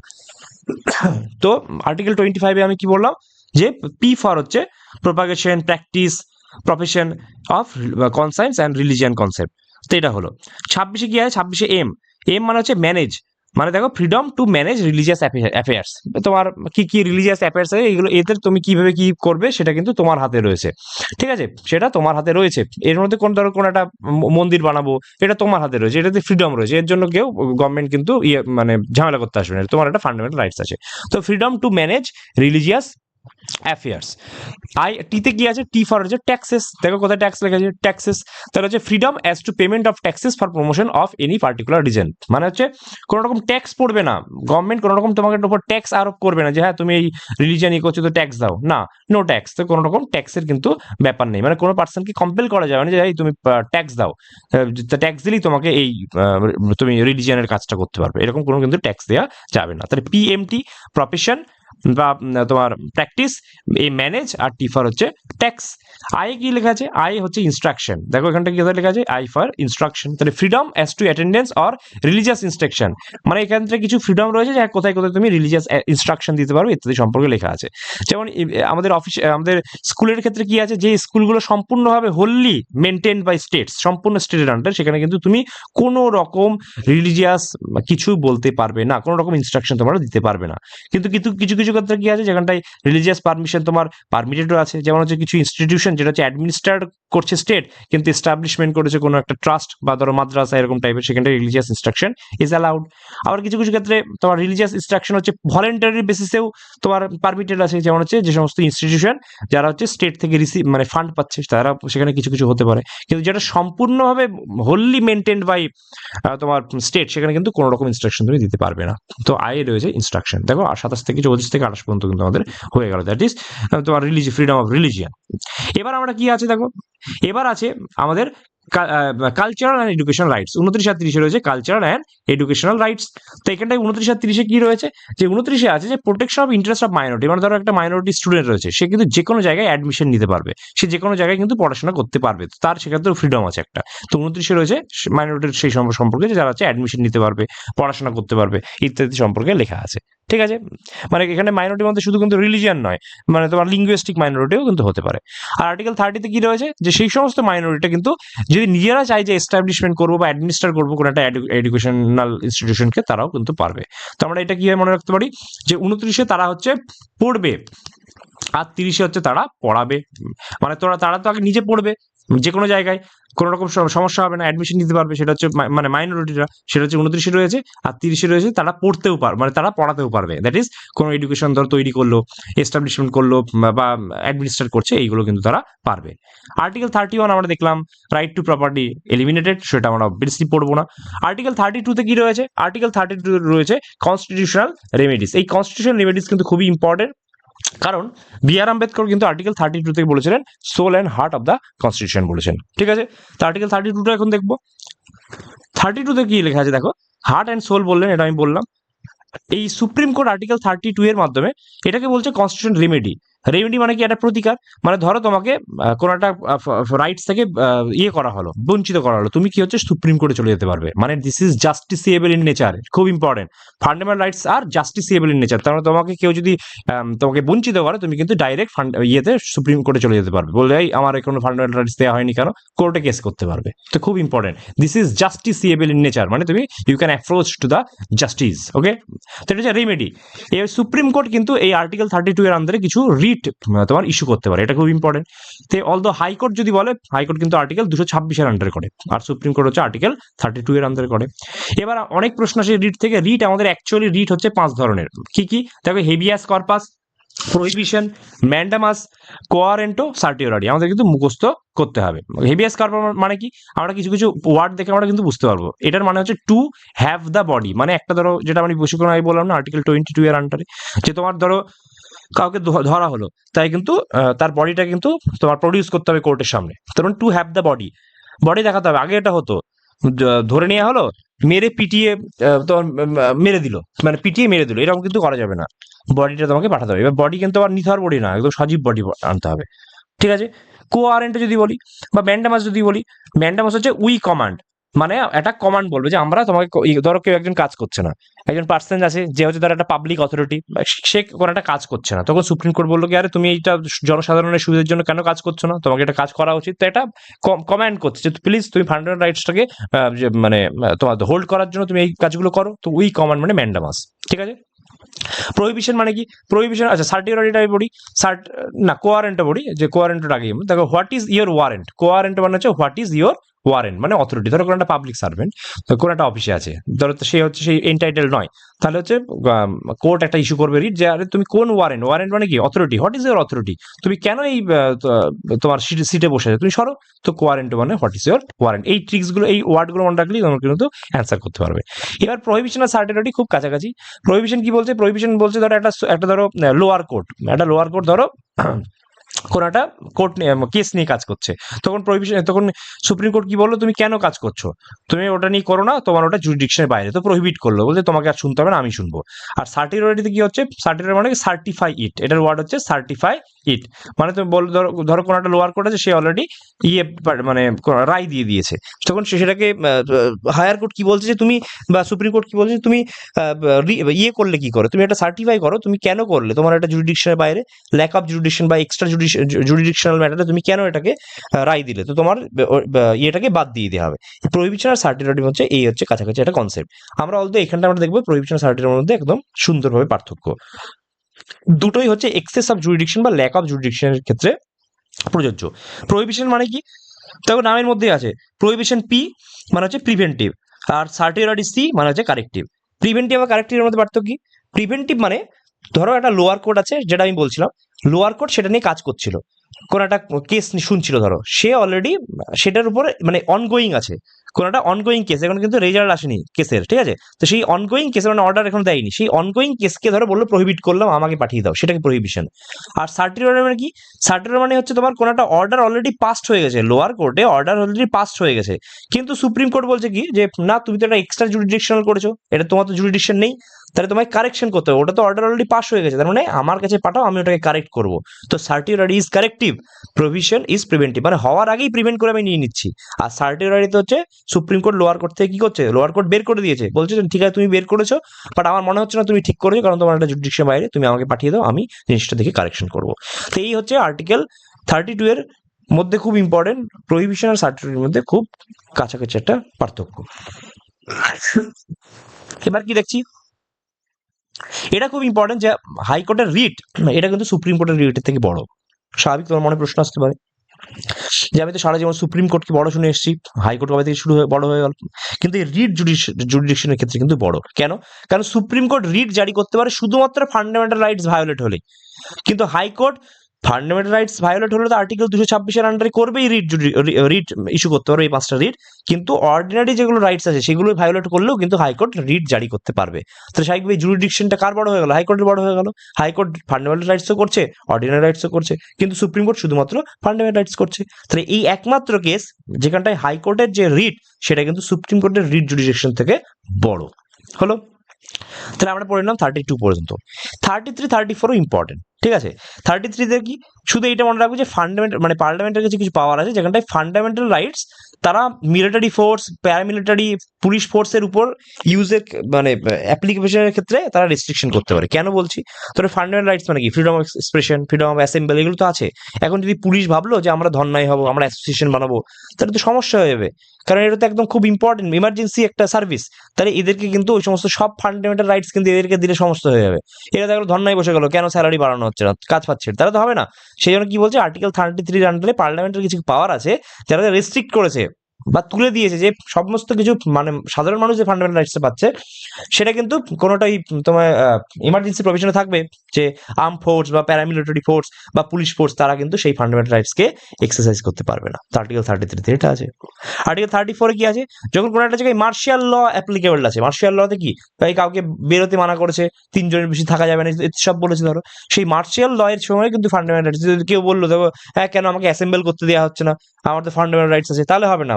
পার্লামেন্ট কি বলছে যে আরে ভাই মার্শিয়াল ল এখন আছে, মার্শিয়াল ল যদি থাকে তাহলে তুমি মার্শিয়াল ল এর সময় তুমি কি করে তোমার ফান্ডামেন্টাল রাইটস কে ইউজ করতে পারবে, তাহলে সেক্ষেত্রে কিন্তু কিছু কিছু ফান্ডামেন্টাল রাইটস এর উপর রেস্ট্রিকশন আছে যখন মার্শিয়াল ল সেই এরিয়াটা যখন অ্যাপ্লিকেবল আছে। তো 33 আর 34 কি বললাম, যে যদি কোনো আর্মির ওপরে সমস্ত কিছু ফান্ডামেন্টাল রাইটস দেওয়া হয়নি, তারা নাহলে তারা ইউনিয়ন বসে ধর্ণা করতো, তাদের জন্য দেওয়া হয়নি।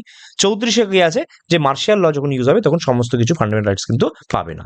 ওকে, তাহলে আমরা পড়ে নিলাম। দেখো এবার আমরা পড়ে নিচ্ছি পার্ট 3 কমপ্লিট, পার্ট 4 পড়ছি। পার্ট 4 হচ্ছে ডিপিএসপি, ঠিক আছে, পার্ট 4 হচ্ছে ডিপিএসপি।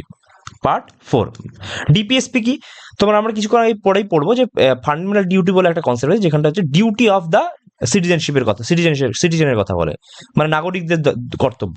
আর ডিপিএসপি হচ্ছে স্টেটের কর্তব্য, মানে কিছু প্রিন্সিপাল আছে, directive principal for state policy, মানে স্টেট পলিসির জন্য, স্টেটকে ঠিকঠাক করার জন্য কিছু একটা কি ডিরেক্টিভ প্রিন্সিপাল বলেছে, মানে এই প্রিন্সিপালগুলো যদি থাকে, directive principal of state policy, মানে স্টেট পলিসিটা ঠিকঠাক করার জন্য কিছু তোমাকে নীতি মেনে চলতে হবে, নির্দেশমূলক নীতি, তাহলে কি হচ্ছে দেশটা সুবিধা হবে, ঠিক আছে। কিন্তু এটা কিন্তু জাস্টিসেবল ইন নেচার নয়, যে এই 36 থেকে 51 পর্যন্ত এই জিনিসগুলোকে যদি মান্য না করা হয় তাহলে কিন্তু কোনো পার্সন গিয়ে বলতে পারবে না যে স্যার এটা তো হচ্ছে না, তাহলে আমি মানে কোর্টের তোমার কি বলছে আমি কেস করলাম, সেটা কিন্তু হবে না।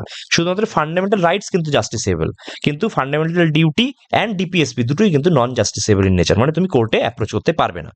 এবার 36 কি লেখা আছে, আর প্রথমত 36 আন্ডার খুব ইম্পর্টেন্ট, যে বি আর আম্বেদকর এই 36 থেকে 51 পর্যন্ত যে ডিপিএসপি রয়েছে তাই কিন্তু বলেছে নোভেল ফিচার। নোভেল মানে কি, মহৎ। মহৎ কেন বলছে, যে কারণ অবভিয়াসলি কিছু ভালো ভালো কাজ, মানে স্টেটের কর্তব্যের কথা বলছে, তুমি স্টেটে যখন গভর্নমেন্টে যখন বসেছো তোমার কিছু কর্তব্য রয়েছে, সেই কর্তব্যগুলোকে মনে করাচ্ছে এই ডিপিএসপি, তো এটা নোবেল। আর একটা রয়েছে কনসায়েন্স অফ দ্য কনস্টিটিউশন, কে বলছেন, গ্র্যানভিল অস্টিন। গ্র্যানভিল অস্টিন বলে একজন আছেন, সেই গ্র্যানভিল অস্টিন এটাকে বলছেন কনসায়েন্স অফ দ্য কনস্টিটিউশন, মানে বিবেক, কনস্টিটিউশনের বিবেক, এইটার উপরই বিবেক, মানে গভর্নমেন্টের বিবেক নির্ভর করছে এই 36 থেকে 51 মধ্যে। এবার আমরা পড়ছি কি, আমরা পড়ছি আস্তে আস্তে তোমার কি কি লেখা আছে। প্রথমেই লেখা আছে ডেফিনেশন অফ স্টেটস। আমি কিছুক্ষণ আগে বলেছিলাম যে ঠিক মনে করো যে যখন আমরা ফান্ডামেন্টাল রাইটস পড়েছিলাম তখন প্রথম আর্টিকেল যেটা ছিল আর্টিকেল 12, সেটাতেও ডেফিনেশন অফ স্টেটস ছিল, ঠিক একই ডেফিনেশন কিন্তু আর্টিকেল 36 এ রয়েছে। আমরা ডেফিনেশন অফ স্টেটস কিন্তু পড়ে নিলাম, যে তোমার সেই পার্লামেন্টের কথা বলছে, তারপর স্টেট লিজিসলেচারের কথা বলছে, তারা এলআইসি, মিউনিসিপ্যালিটি, পঞ্চায়েত, এগুলো পড়ে নিয়েছি আমরা। এবার আমরা দেখছি 37 থেকে স্টার্ট করি। 37 কি লেখা আছে, যে 37 লেখা আছে অ্যাপ্লিকেশন অফ দ্য ডিপিএসপি, মানে এইখানেই কিন্তু ওয়ার্ডটা লেখা আছে যে it is non justiciable in nature but fundamental in governance, মানে গভর্নেন্স যদি করতে হয়, যদি ঠিকঠাক তোমার সরকার চালাতে হয়, তাহলে এগুলো হচ্ছে ফান্ডামেন্টাল, মানে এটাকে স্টেটকে মেনে চলতেই হবে, কিন্তু এগুলো নন জাস্টিসেবল। কিন্তু না মানলেই তুমি আবার কোর্টে গিয়ে বলতে পারবো না যে আরে এগুলো মানছে না, তো আমি কোর্টে দাখিল করলাম, সেটা কিন্তু করা যাবে না। তো আর্টিকেল 37 কি লেখা আছে, খুব important, 37 non justiciable in nature but fundamental in governance, এই ওয়ার্ডটা কিন্তু আর্টিকেল 37 লেখা আছে। 38 কি লেখা আছে, 38 লেখা আছে ওয়েলফেয়ার স্টেট। অনেক সময় পরীক্ষায় এরকম প্রশ্ন আছে যে ওয়েলফেয়ার স্টেট সম্পর্কে কোন আর্টিকেল লেখা আছে। ওয়েলফেয়ার স্টেট মানে কি, কোন একটা স্টেটের কর্তব্য হচ্ছে সেই সমস্ত মানুষের কল্যাণে তোমার কল্যাণের জন্য মানে কাজ করা, দ্যাট ইজ তাদের প্রমোশন অফ ওয়েলফেয়ারের জন্য, মানুষের প্রমোশন অফ ওয়েলফেয়ারের জন্য কাজ করা। এটাই হচ্ছে মেন, যে আর্টিকেল 38 রয়েছে। কি বলছে, যে স্টেট ইনইকুয়ালিটি যতগুলো আছে, সেই ইনইকুয়ালিটিস গুলো, যেগুলো অসমতা আছে সোসাইটিতে, সেইগুলোকে মিনিমাইজ করার চেষ্টা করবে এবং সোশ্যাল, ইকোনমিক, পলিটিক্যাল জাস্টিসকে সার্ভ করার চেষ্টা করবে, যে কোনো রকম যেন সোসাইটিতে যেন কোনো রকম তোমার ইনইকুয়ালিটিস না থাকে। এটা খাতায় কলমে লেখা আছে, অ্যাকচুয়ালি কি হয়, হয় না। তো এই হচ্ছে ব্যাপার, আর্টিকেল 38 ওয়েলফেয়ার স্টেটের কথা লেখা আছে। আর্টিকেল 39 কি আছে, certain principle of policy to be followed by state. 39 কিন্তু সাব আর্টিকেল খুব ইম্পর্টেন্ট, আমাদের প্রচন্ড ইম্পর্টেন্ট, একদম প্রশ্ন বোধ হয় 39 স্মল এতে কি আছে, স্মল বিতে আছে, সব থেকে ইম্পর্টেন্ট স্মল ডিটা সব থেকে বেশি ইম্পর্টেন্ট। তো আমরা কি পড়বো এক্ষেত্রে, কিন্তু খুব একটা চাপের নয়, আর্টিকেল 39 জিনিস কিন্তু আমরা মুখস্থ করতে পারবো। এ ফর কি, এ ফর হচ্ছে অ্যাডিকুয়েট। অ্যাডিকুয়েট মানে তোমার অ্যাডিকুয়েট মিনস অফ লাইভলিহুড, মানে প্রত্যেকটা মানুষ, মেন বা ওমেন, সবাইকে কিন্তু একটা লাইভলিহুড দিতে হবে, সে যেন বেঁচে পড়ে থাকতে পারে। তো অ্যাডিকুয়েট মিনস অফ লাইভলিহুড, এটা কিন্তু একটা ডিপিএসপি। এখন প্রশ্ন হচ্ছে, ধরো এই যে বেকার রয়েছে, বেকার ভাতা পাচ্ছে 1500 টাকা, কিন্তু হঠাৎ করে বললো স্যার, হঠাৎ করে আর্টিকেল পড়ে বলছে যে 39 এ তো লেখা আছে যে আমাদের রাইটস আছে, right to an adequate means of livelihood, কেন দিচ্ছে না? কোর্টে রোজ করলো, কোর্ট কি বলবে? আরে ভাই, এটা তো ডিপিএসপি তে আছে, ডিপিএসপি স্টেট চাইলে দিতে পারে, না চাইলে দিতে পারে না। এবার কি এইটাই কিন্তু অ্যাডিকুয়েট লিভস অফ লাইভলিহুডের আন্ডারে কিন্তু তোমার ওই বেকার ভাতা দিচ্ছে, এই যে 1500 টাকা করে আমরা পাবো এখন, তাই না? তো এটা 39 এর আন্ডার দিচ্ছে, যে ঠিক আছে অ্যাডিকুয়েট মিনস অফ লাইভলিহুড দেওয়া হলো।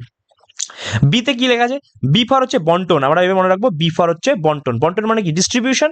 তো হচ্ছে তোমার যে ম্যাটেরিয়াল যে সোর্সগুলো আছে সেইগুলো কিন্তু ডিস্ট্রিবিউট করতে হবে সবারই কাজের জন্য, মানে কুক্ষিগত করে রাখলে হবে না, সবারই মধ্যে কোনো একটা যে ম্যাটেরিয়াল রিসোর্স আছে সেইগুলো কিন্তু, ধরো ওই চাল গম এগুলো, যেগুলো রেশন সিস্টেমটা এখান থেকে এসছে, যে সবারই মধ্যে একটা কন্ট্রিবিউশন করো, তাহলে সুবিধা হবে, ওয়েলফেয়ার হয় মানুষের।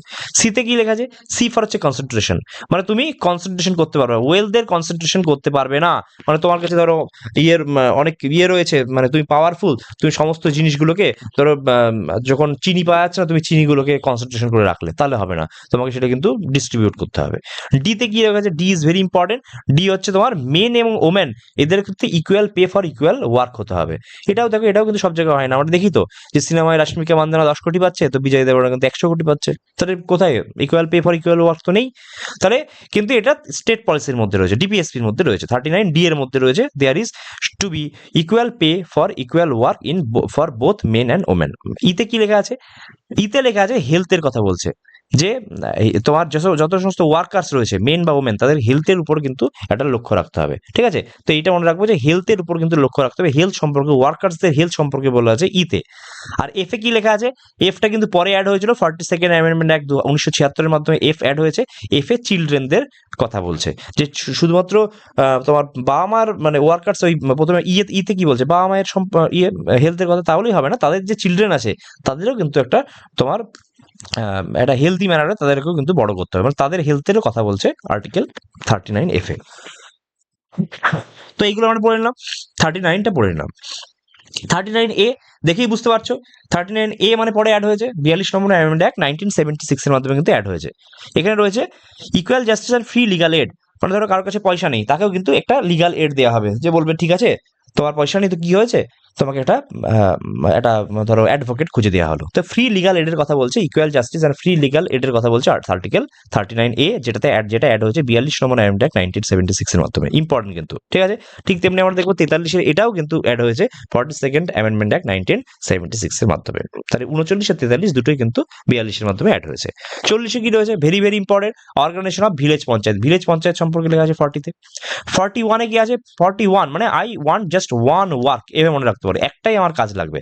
রাইট টু ওয়ার্ক মানে হচ্ছে তোমার right to work, education and to public assistance in certain cases, মানে কাজের অধিকার দিতে হবে, যাতে একটু কাজ পায়, যেমন এই মনরেগা স্কিম, এখন যার নাম হয়েছে ভিভিজি রামজি, তো এর ক্ষেত্রে কি একটা 100 দিনের কাজ দিচ্ছিল, তাহলে এটা কি করছিল? এটা রাইট টু ওয়ার্ক, একটা কাজ দিচ্ছি, তুমি কাজ করে তাহলে এটা ডিপিএসপি, এটা সরকারের উপর ডিপেন্ড করছে, তুমি এই ওয়ার্ক না পেলে কিন্তু তুমি কোর্টে যেতে পারবে না, কিন্তু সরকার চাইলে তোমাকে দিতে পারবে। তো right to work, education, public assistance in certain case সম্পর্কে 41 এ লেখা আছে, আমরা মনে রাখলাম। 1 ফর হচ্ছে ওয়ান ওয়ার্ক, মানে I need just one work.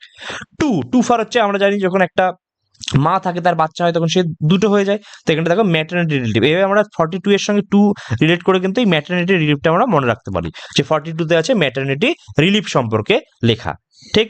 তাহলে 42-তে আছে human conditions of work and maternity relief, তো এটা 2 নম্বর মানে 42-তে রয়েছে, মানে ভালো ভালো হেলথ বা কন্ডিশন রাখতে হবে এবং ম্যাটারনিটি রিলিফও দিতে হবে। 43-তে কি লেখা আছে? যে living wedge etcetera for workers, মানে এমন একটা ওয়েজ দিতে হবে যেটাতে তারা ডিসেন্টলি তাদের মানে একটা ডিসেন্ট স্ট্যান্ডার্ড যাতে মেনটেন থাকে, এমন কম পয়সা দিও না যে মানে একবেলায় খেতে পাচ্ছে না, এমন নয়, তো লিভিং ওয়েজটা দিতে হবে। 43-তে কি আছে? 43 এতে লেখা আছে যে participation of workers in management of industries, কোনো একটা ওয়ার্কার্সের ম্যানেজমেন্টেও কিন্তু তোমার মানে ধরো কোনো একটা ওয়ার্কার আছে তার কিন্তু ম্যানেজমেন্টে তাকে মানে ইম্পর্টেন্স দিতে হবে, তাকে ঢোকাতে হবে, সে কারণ ধরো শুধুমাত্র এসি অফিসে বসে তারা ঠিক করছে তাহলে তো হবে না, যে হচ্ছে অ্যাকচুয়ালি কাজ করছে তাকেও নিতে হবে। তো আর্টিকেল 43-তে এটা সম্পর্কে লেখা আছে participation of workers in management of industries. 43B-তে কি আছে? এটাও অ্যাড হয়েছে পরে, promotion of cooperative cooperative society সম্পর্কে এটা একসঙ্গে টাকা আসবে, একসঙ্গে তারা ইউজ করবে, এই কোঅপারেটিভ কনসেপ্টটাও কিন্তু 43 আন্ডারে করা হয়েছে, দ্যাট ইজ 47 অ্যামেন্ডমেন্ট অ্যাক্ট তোমার 2011 মাধ্যমে এটা কিন্তু করা হয়েছে। 44 ভেরি ইম্পর্টেন্ট, 44 মানে 4 দেখাটা ইউনিফর্ম নাম্বার না, 44টা দুটোই একই জিনিস, তার মানে ইউনিফর্ম সিভিল কোড সম্পর্কে কিন্তু এখানে বলা হচ্ছে। ইউনিফর্ম সিভিল কোড মানে কি, তোমার প্রত্যেক ক্ষেত্রে যে সমস্ত পার্সোনাল ম্যাটার আছে, ধরো marriage, divorce, inheritance, adoption, succession কি করে হবে, এর যে সমস্ত কিছু রুলের ক্ষেত্রে প্রত্যেকটা স্টেটের কাজ কি হচ্ছে, সমস্ত একই মানে সমস্ত রিলিজনের ক্ষেত্রে একই ল তোমার ইউজ হবে। মানে এমন নয় যে মুসলিমের জন্য একরকম, হিন্দুর জন্য একরকম, বুদ্ধিস্টের জন্য এরকম না, সমস্ত রিলিজনের ক্ষেত্রে একই এই পার্সোনাল ম্যাটারের ক্ষেত্রে যত রায় হবে সবই কিন্তু একই কনসেপ্ট করা হবে। আর একটা মনে রাখবো যে উত্তরাখণ্ড হচ্ছে প্রথম স্টেট যেটা হচ্ছে কিন্তু ইউনিফর্ম সিভিল কোড প্রথম ইমপ্লিমেন্ট করেছে, তো এটা কিন্তু যথেষ্ট এটা ইম্পর্টেন্ট মনে রাখার। 45 কি লেখা আছে, 45 লেখা আছে promotion of early childhood care and education to children below the age of 6 years. মানে যেমন অঙ্গনওয়াড়ি থেকে ডিম দেয়, এটা দেয়, সেটা দেয়, তো এখানে যে 0 থেকে 6 বছর পর্যন্ত বাচ্চাদের যে একটা আর্লি চাইল্ডহুড কেয়ার নিতে হবে, সেটাও কিন্তু স্টেটের একটা তোমার কর্তব্য, সেই জন্য কিন্তু ডিম দেয়, খাবার দেয়, মায়েদেরই করে না। তো এই যে এটা হচ্ছে অঙ্গনওয়াড়ি কনসেপ্ট কিন্তু এখান থেকে এসেছে আর্টিকেল 45 এর রেসপেক্টে। এবার কি দেখলাম 45 হয়ে গেল, 46 দেখি। 46 দেখো এই 6টাকে যদি ভাবো তাহলে ওই হাতির সুরটা অনেকটা এরকম থাকে না, এই যে হাতির সুর, ছয়ের মতোই হাতির সুর থাকে, এখানটা হাতি, তো এই 6 থেকে সুর ভাবতে পারো। সুর মানে কি, হাতি কোথায় থাকে, জঙ্গলে থাকে, মানে সেখানটায় এসটি থাকে, শিডিউল কাস্ট বা শিডিউল ট্রাইব থাকতো আগে, এইভাবে মনে রাখতে পারি। যে 6তে কি আছে, যে promotion of educational and economic interest of schedule caste and schedule tribes and other weaker section, যারা একটু উইকার রয়েছে, যারা বন জঙ্গল থাকতো, সেক্ষেত্রে তাদেরকে একটু এডুকেশনাল বা ইকোনমিক ইন্টারেস্টের জন্য কিন্তু প্রমোশন করতে, তাদেরকে একটু সাহায্য করতো, যে না তোমার অবস্থা খারাপ ছিল, এখন তোমরা একটু সমাজের মূল স্রোতে ফিরে এসো। তো এবার মনে রাখার জন্য 6 ফর ওই হাতির সুর মনে করতে পারি। হাতি হচ্ছে এসসি এসটি, মানে তোমার ফরেস্টে থাকে, সেখানটায় অনেক বহুকাল আগে এসসি এসটিরা থাকতো ওখানটায়, তো সেটা মনে করতো 46। 6 পর হচ্ছে শিডিউল কাস্ট, শিডিউল ট্রাইবস, এইভাবে। 7 কি আছে, 7 দেখলে আমাদের মাথায় আসবে যে 7 আপ, আমরা খুব 7 আপ খাই না, 7 আপ কি খুব ভালো খেতে, 7 আপ তো খুব বাজে জিনিস কিন্তু আমরা খাই। তো এখানে লিখে যাবে ইনটক্সিকেটিং ড্রিঙ্ক, এখানটাই লেখা থাকবে কি যে তোমার লেভেল অফ নিউট্রিশন বাড়াতে হবে, স্টেটের ডিউটি যে লেভেল অফ নিউট্রিশন বাড়াতে হবে, স্ট্যান্ডার্ড অফ লিভিং বাড়াতে হবে এবং পাবলিক হেলথকে ইমপ্রুভ করতে হবে। এখানে লেখা আছে কিন্তু ইনটক্সিকেটিং যে ড্রিঙ্ক আছে সেগুলো কিন্তু ব্যান করতে হবে। ঠিক যেমন আর্টিকেল 47 এর আন্ডারে কিন্তু বিহার এই মদ ব্যান করেছে, আর্টিকেল 47 এর আন্ডারে দেখেছে না, পাবলিক হেলথকে যদি ইমপ্রুভ করতে হয়, লেভেল অফ নিউট্রিশন যদি বাড়াতে হয়, আর ইনটক্সিকেন্ট ড্রিঙ্ককে যদি সরাতে হয়, তাহলে আমরা মদ ব্যান করবো। তো 47 মনে করবো, 7 ফর 7 মানে খারাপ জিনিস, মানে খারাপ জিনিস ত্যাগ করা মানে কি, আমাদের তোমার হেলথ, পাবলিক হেলথ ঠিক হওয়া, আমাদের নিউট্রিশন বাড়া, এক্সেট্রা। 48 কি আছে, 48 আছে organisation of agriculture and animal husbandry, এবং এখানটায় কাউ স্লটারের এগেনস্টেও লেখা আছে, এটা কিন্তু একটা গান্ধিয়ান প্রিন্সিপাল। তো 8টাকে যদি এভাবে করি, দেখো আবার 8 ফর কিন্তু চশমা হয়ে আছে। চশমায় কি আমরা পশু হত্যা দেখতে পারি, আমরা পশু হত্যা দেখতে পারি না, সেই হিসেবে আমরা এভাবে মনে রাখবো যে পশু হত্যা না করে ভাই তুমি অ্যানিমাল হাজবেন্ড্রি করো, পশু পালন করো। তো 48 হচ্ছে organisation of agriculture and animal husbandry. তো 8 ফর উল্টো চশমা, উল্টো চশমায় আমি কি দেখতে যাচ্ছি, পশুকে মেরো না, তুমি পশুকে অ্যানিমাল হাজবেন্ড্রি করো, পশু পালন করো, তার মানে 48-এ এই আর্টিকেলটা রয়েছে। 48 এতে এনভায়রনমেন্টের সম্পর্কে লেখা আছে, যে এনভায়রনমেন্টকে বাঁচাতে হবে। 48 এতে খুব ইম্পর্টেন্ট, এটা কিন্তু পরে অ্যাড হয়েছিল, protection of and improvement of environmental rights and safeguarding forest wild life, যত ফরেস্ট আছে, ওয়াইল্ড লাইফ আছে, এইগুলোকে কিন্তু বাঁচাতে হবে। তো এই সমস্ত সম্পর্কে কিন্তু আমাদের লেখা আছে আর্টিকেল 48A-তে, ঠিক আছে। আচ্ছা, এবার কি পড়ছি, এবার আমরা এটা মনে করো যে 48A তো কিন্তু 48Aও কিন্তু তোমার ওই 42 নম্বর অ্যামেন্ডমেন্টের অ্যাক্টের মাধ্যমে ঢোকানো হয়েছে। এখানটা 42 নম্বর অ্যামেন্ডমেন্ট দিয়ে কি ঢোকানো হয়েছে দেখো, আমরা কিন্তু কিছুক্ষণ আগে পড়লাম 39A ঢোকানো হয়েছিল, ঠিক, 39A এর পর 39 ওই স্মল এফ ব্র্যাকেটে স্মল এফটা ঢোকানো হয়েছিল। একটা 43A দেখলাম যে তোমার কোঅপারেটিভ সোসাইটি দিয়ে করবে, না ওটা 43B, আমরা দেখলাম 43A-তে হচ্ছে তোমার ইয়ে ছিল, ওই তোমার পার্টিসিপেশন করবে, ওয়ার্কার্সরা ম্যানেজমেন্টে পার্টিসিপেট করবে। আর হচ্ছে 48A-ও আছে, এই চারটেই কিন্তু তোমার 1976 42 নম্বর অ্যামেন্ডমেন্টের মাধ্যমে ঢোকানো হয়েছিল। আর এখানটা একটা আছে 39B যেটা থাকলাম, ওটা হচ্ছে কোঅপারেটিভ, সেটা 97 অ্যামেন্ডমেন্ট অ্যাক্ট 2011 এর মাধ্যমে ঢোকানো হয়েছিল, সেটাও কিন্তু আমাদের মনে রাখতে হবে। 49-এ কি আছে, 49 এটা এফআর হয়ে গেল এনভায়রনমেন্ট। 49-এ আছে 9 মানে কি, 9/11 এটা মনে রাখতে পারি। 9/11 কি, মনুমেন্টস এর উপর অ্যাটাক হয়েছিল, তার মানে আমাদের স্টেটের ডিউটি হচ্ছে প্রোটেকশন করা মনুমেন্টসকে, এবং যে সমস্ত জায়গা ন্যাশনাল ইম্পর্টেন্সের জন্য ইম্পর্টেন্ট তাদেরকে বাঁচানো। 50-তে কি, 50 মানে তো আমরা দুজন খেতে গেলাম, তোর 50 আমার 50, মানে সমান সমান। তো এখানটায় সেপারেশন বলছে যে জুডিশিয়ারি এক্সিকিউটিভের সঙ্গে কি হচ্ছে, পুরো সেপারেশন থাকবে, মানে গভর্নমেন্ট আর জুডিশিয়ারির মধ্যে ও একসঙ্গে কাজ করবে না, সম্পূর্ণ আলাদা থাকবে। জুডিশিয়ারিকে কে চেক করবে, এক্সিকিউটিভ, এক্সিকিউটিভকে চেক করবে judiciary, 50-50 separation of judiciary and executive. 51-এ কি আছে, ওয়ান হচ্ছে ইন্টারন্যাশনাল পিস অ্যান্ড সিকিউরিটি, এগুলোকেও প্রমোশন করা হচ্ছে স্টেটের একটা ডিউটি, যে ইন্টারন্যাশনাল পিস যেন থাকে, ঠিক আছে, সেটাও কিন্তু 51-এর দায়িত্ব। তো আমরা ডিপিএসপি দেখো পড়ে নিলাম। এবার লাস্ট হচ্ছে 51A, দ্যাট ইজ আমরা 4A এই আর্টিকেল আমরা পড়ছি, এই পার্ট পড়ছি। 4A রয়েছে কি, ফান্ডামেন্টাল ডিউটি। আমরা যেটা আমরা পড়লাম যে ডিপিএসপি যদি স্টেটের ডিউটি হয়, তাহলে ফান্ডামেন্টাল ডিউটি হচ্ছে একটা তোমার মানুষের ডিউটি, পার্সনসের ডিউটি। তোমরা কি করে মুখস্থ করো সেটা আমরা কিন্তু দেখছি, খুব ইম্পর্টেন্ট, পরীক্ষায় কিন্তু ইন্টারভিউতে অনেক প্রশ্ন এসেছে। এ ফর কি, এ ফর হচ্ছে অ্যাবাইড, এ ফর অ্যাবাইড, দেখো এখানে অ্যাবাইড ওয়ার্ডটা লেখা আছে না, তার মানে এ ফর অ্যাবাইড, কি অ্যাবাইড, যে আমাদের মেনে চলবো, কনস্টিটিউশন মেনে চলবো, যা যা ন্যাশনাল ফ্ল্যাগ আছে, ন্যাশনাল অ্যান্থেম, এগুলোকে রেসপেক্ট করবো। তো 51A এগুলো কিভাবে প্রশ্ন আসে, এরকম ভাবে 51A sub bracket a sub bracket B, এরকম টাইপের মনে রাখবো আমরা। তাহলে এ ফর হচ্ছে অ্যাবাইড, মানে হচ্ছে আমরা কনস্টিটিউশনকে, এটা কি, এটা হচ্ছে ডিউটি অফ এভরি সিটিজেন, এটা মনে রাখবো কিন্তু। তো 51A হচ্ছে, এ ফর হচ্ছে অ্যাবাইড বাই, মানে আমরা সমস্ত ইয়েকে, মানে এই যে national anthem, national song, national flag, তারপর হচ্ছে তোমার কনস্টিটিউশন, এদেরকে কিন্তু আমরা মেনে চলবো। তো এ ফর হচ্ছে অ্যাবাইড। বি ফর কি মনে রাখবো, বি ফর মনে রাখবো বাপু, কালকে অক্ষর পেপার খুব খেললো। তো বি ফর হচ্ছে বাপু। বাপু মানে কি, বাপুর যে সমস্ত নোবেল আইডিয়া, মানে যে সমস্ত ন্যাশনাল ফাইটার্স যারা ছিল, ন্যাশনাল ফ্রিডম ফাইটার্স, তাদের যে সমস্ত নোবেল ফাইটার্স, তাদের নোবেল থটস, সেগুলোকে আমরা মেনে চলবো, চেরিশ করবো এবং ফলো করবো। তাহলে বি ফর বাপু পড়লেই আমরা মনে রাখতে পারবো যে বাপুর মহৎ আদর্শগুলোকে আমরা ফলো করবো। সি ফর কি, সি ফর হচ্ছে 3, সি এর পজিশন ভ্যালু কত, 3, তাহলে 3টে জিনিসের কথা বলছে, সোভেরেনিটি, ইউনিটি এবং ইন্টিগ্রিটি, এই 3টেকে আমরা আপহোল্ড করবো। তাহলে সি ফর 3 মনে রাখবো কি, সি ইজিক্যাল টু 3, মানে 3টে জিনিসকে আমরা আপহোল্ড করবো, sovereignty, unity, integrity. D for defend, তাই যে ডি ফর হচ্ছে ডিফেন্ড। ডিফেন্ড করে কি করবো, যে আমাদের কান্ট্রিকে ডিফেন্ড করবো, এবং যখন দরকার পড়বে, ধরো যুদ্ধক্ষেত্রে যখন দরকার পড়বে, তখন আমরা কিন্তু ন্যাশনাল সার্ভিস দেওয়ার জন্য আমরা দাঁড়াবো। তো এটা আমাদের ডিউটি, দেশকে ডিফেন্ড করা আমাদের ডিউটি। ই ফর কি, ই ফর হচ্ছে ইকুয়ালিটি। ইকুয়ালিটি মানে কি, সমাজের মধ্যে একটা ইকুয়ালিটি আমরা করবো, যে প্রমোট করবো harmony and spirit of common Brotherhood, সবাই আমরা ভাই ভাই, রিলিজিয়াস, লিঙ্গুইস্টিক, রিজিয়নাল, সমস্ত কিছুকে সরিয়ে দিয়ে আমরা ভাই ভাই হয়ে আমরা ইকুয়ালিটি অ্যান্ড ফ্র্যাটার্নিটির মধ্যে থাকবো, ঠিক। তারপর হচ্ছে এখানেই লেখা আছে কিন্তু মানে ডিগনিটি অফ ওমেনের, এই কোশ্চেনটা এসেছিল কিছুদিন আগে, যে renounce practices derogatory to the dignity of women, এটাও কিন্তু আমরা ইতেই রয়েছে, মানে ওমেনদেরকেও আমরা ইকুয়াল ভাববো, আমরা মেয়েদের আমরা কেন খারাপ বলবো, সেভাবে ইকুয়ালিটির মধ্যেই সব থাকছে। ই ফর ব্রাদারহুড আসছে, আবার মেয়েদের প্রতি মানে ডিরোগেটরি স্টেটমেন্ট দেওয়া যাবে না, সেটাও বলছে। এফ ফর কি, এফ ফর আমরা মনে করতে পারি ফোর্ট, ফোর্ট মানে দুর্গ, সেটা কি, দুর্গটা কি করে, আমাদের হেরিটেজ, দুর্গের একটা হেরিটেজ, সেটাকে প্রিজার্ভ করা। তো এবার মনে রাখবো যে to value and preserve the rich heritage of our composite culture, আমাদের হেরিটেজকে বাঁচাতে হবে। তো এফ ফোর্ট হচ্ছে হেরিটেজ, তো হেরিটেজকে আমরা বাঁচাবো। জি ফর কি আছে, জি ফর আছে গ্রিনারি। গ্রিনারি মানে কি, তোমার এনভায়রনমেন্ট, তারপর হচ্ছে আমরা ওয়াইল্ড লাইফকে প্রোটেক্ট করবো, লেক প্রোটেক্ট করবো, ফরেস্ট প্রোটেক্ট করবো, ইত্যাদি প্রোটেক্ট করাও কিন্তু আমাদের ফান্ডামেন্টাল ডিউটি, তার মনে রাখবো। তবে 48A তে কিন্তু স্টেটের উপরও ডিউটি দিয়েছে ডিপিএসপি, যে তোমাদেরকে এনভায়রনমেন্টের প্রোটেকশন করতে হবে। ঠিক সেরকম ভাবে আমাদেরকে 51A সাব ব্র্যাকেট জিও দেওয়া হয়েছে, যেটা যে মানুষেরও কর্তব্য রয়েছে, যে তোমাকে ফরেস্ট ইত্যাদিকে, ওয়াইল্ড লাইফকে বাঁচাতে হবে। এই যে কি আছে, এইচ ফর হচ্ছে হিউম্যানিজম।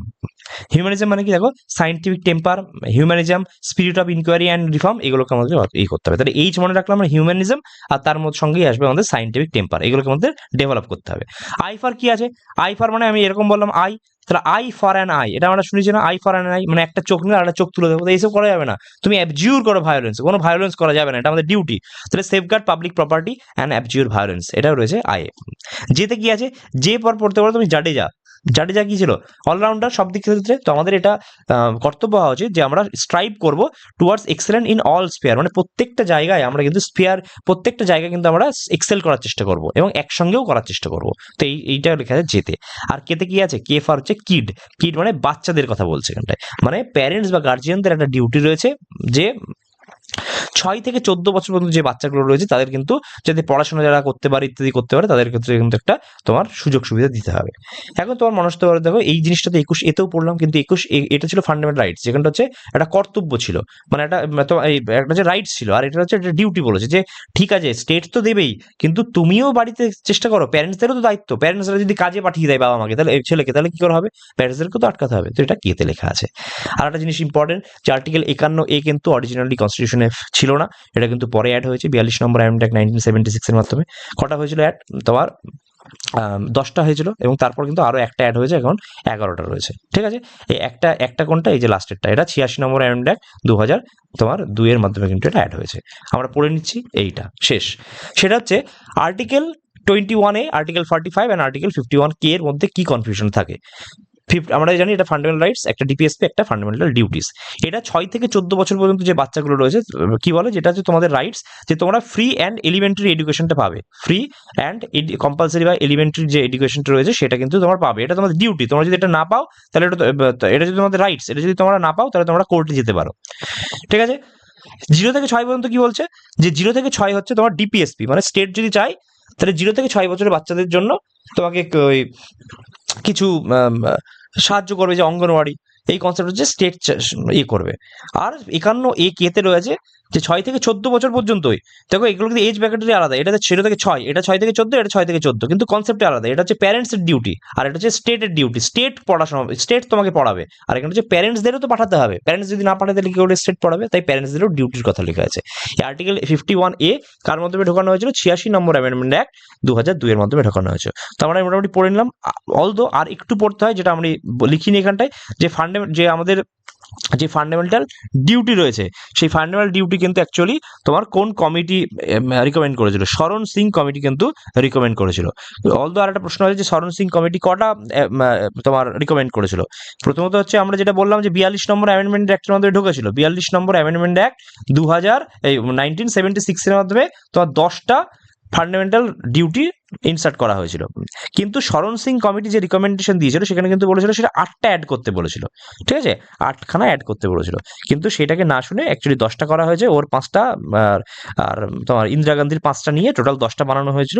ঠিক আছে, তো এই 10টার মধ্যে তার প্রথমত 10টা ছিল, একদম কনস্টিটিউশন যখন শুরু হয়েছে তখন কিছু ছিল না, 1976 থেকে 10টা ছিল, এবং পরবর্তী ক্ষেত্রে আরও একটা অ্যাড করা হয়েছিল, সেটা হচ্ছে 86 নম্বর অ্যামেন্ডমেন্ট অ্যাক্ট 2002 এর মাধ্যমে ওই যে লাস্টেরটা কে, যেটা 51A এটাকে অ্যাড করা হয়েছিল। এর ফলে এখন ফান্ডামেন্টাল ডিউটির সংখ্যা হচ্ছে টোটাল 11টা। ঠিক আছে, তাহলে ফান্ডামেন্টাল রাইটস হচ্ছে 6টা, মানে আগে 7টা ছিল এখন 6টা, আর ফান্ডামেন্টাল ডিউটি হচ্ছে আগে তো একটাও ছিল না, 2002 এর 42nd অ্যামেন্ডমেন্টের অ্যাক্টের মধ্যে 10টা এসেছিল, পরে আবার একটা অ্যাড হয়ে 11টা হয়েছে। তো আমরা দেখো সম্পূর্ণ কিন্তু পড়ে নিলাম আর্টিকেল 1 থেকে আর্টিকেল 51A পর্যন্ত উইথ ট্রিক্স। তো আশা করি এই একটা ভিডিও বানানোটা যথেষ্ট ইম্পর্টেন্ট। পরীক্ষাটা আমরা পড়লে একটা জায়গাতেই এতগুলো পেয়ে গেলে সুবিধা হবে। এবং আমরা পরবর্তী আর কয়েকটা ভিডিওতে আমরা আর্টিকেল 52 থেকে যত ইম্পর্টেন্ট, এবার কিন্তু আমরা সব পড়বো না, এখান 1 থেকে 91 এ পর্যন্ত কিন্তু সব ইম্পর্টেন্ট, কিন্তু 52 থেকে শুরু করে আস্তে আস্তে কি হবে, অনেক শুধু ইম্পর্টেন্ট গুলো পড়বো, অনেক কিছু কি আমরা বাদ দিতে থাকবো। তো আশা করি বোঝা গেল। তো আমাদের ক্লাস এইটুকু।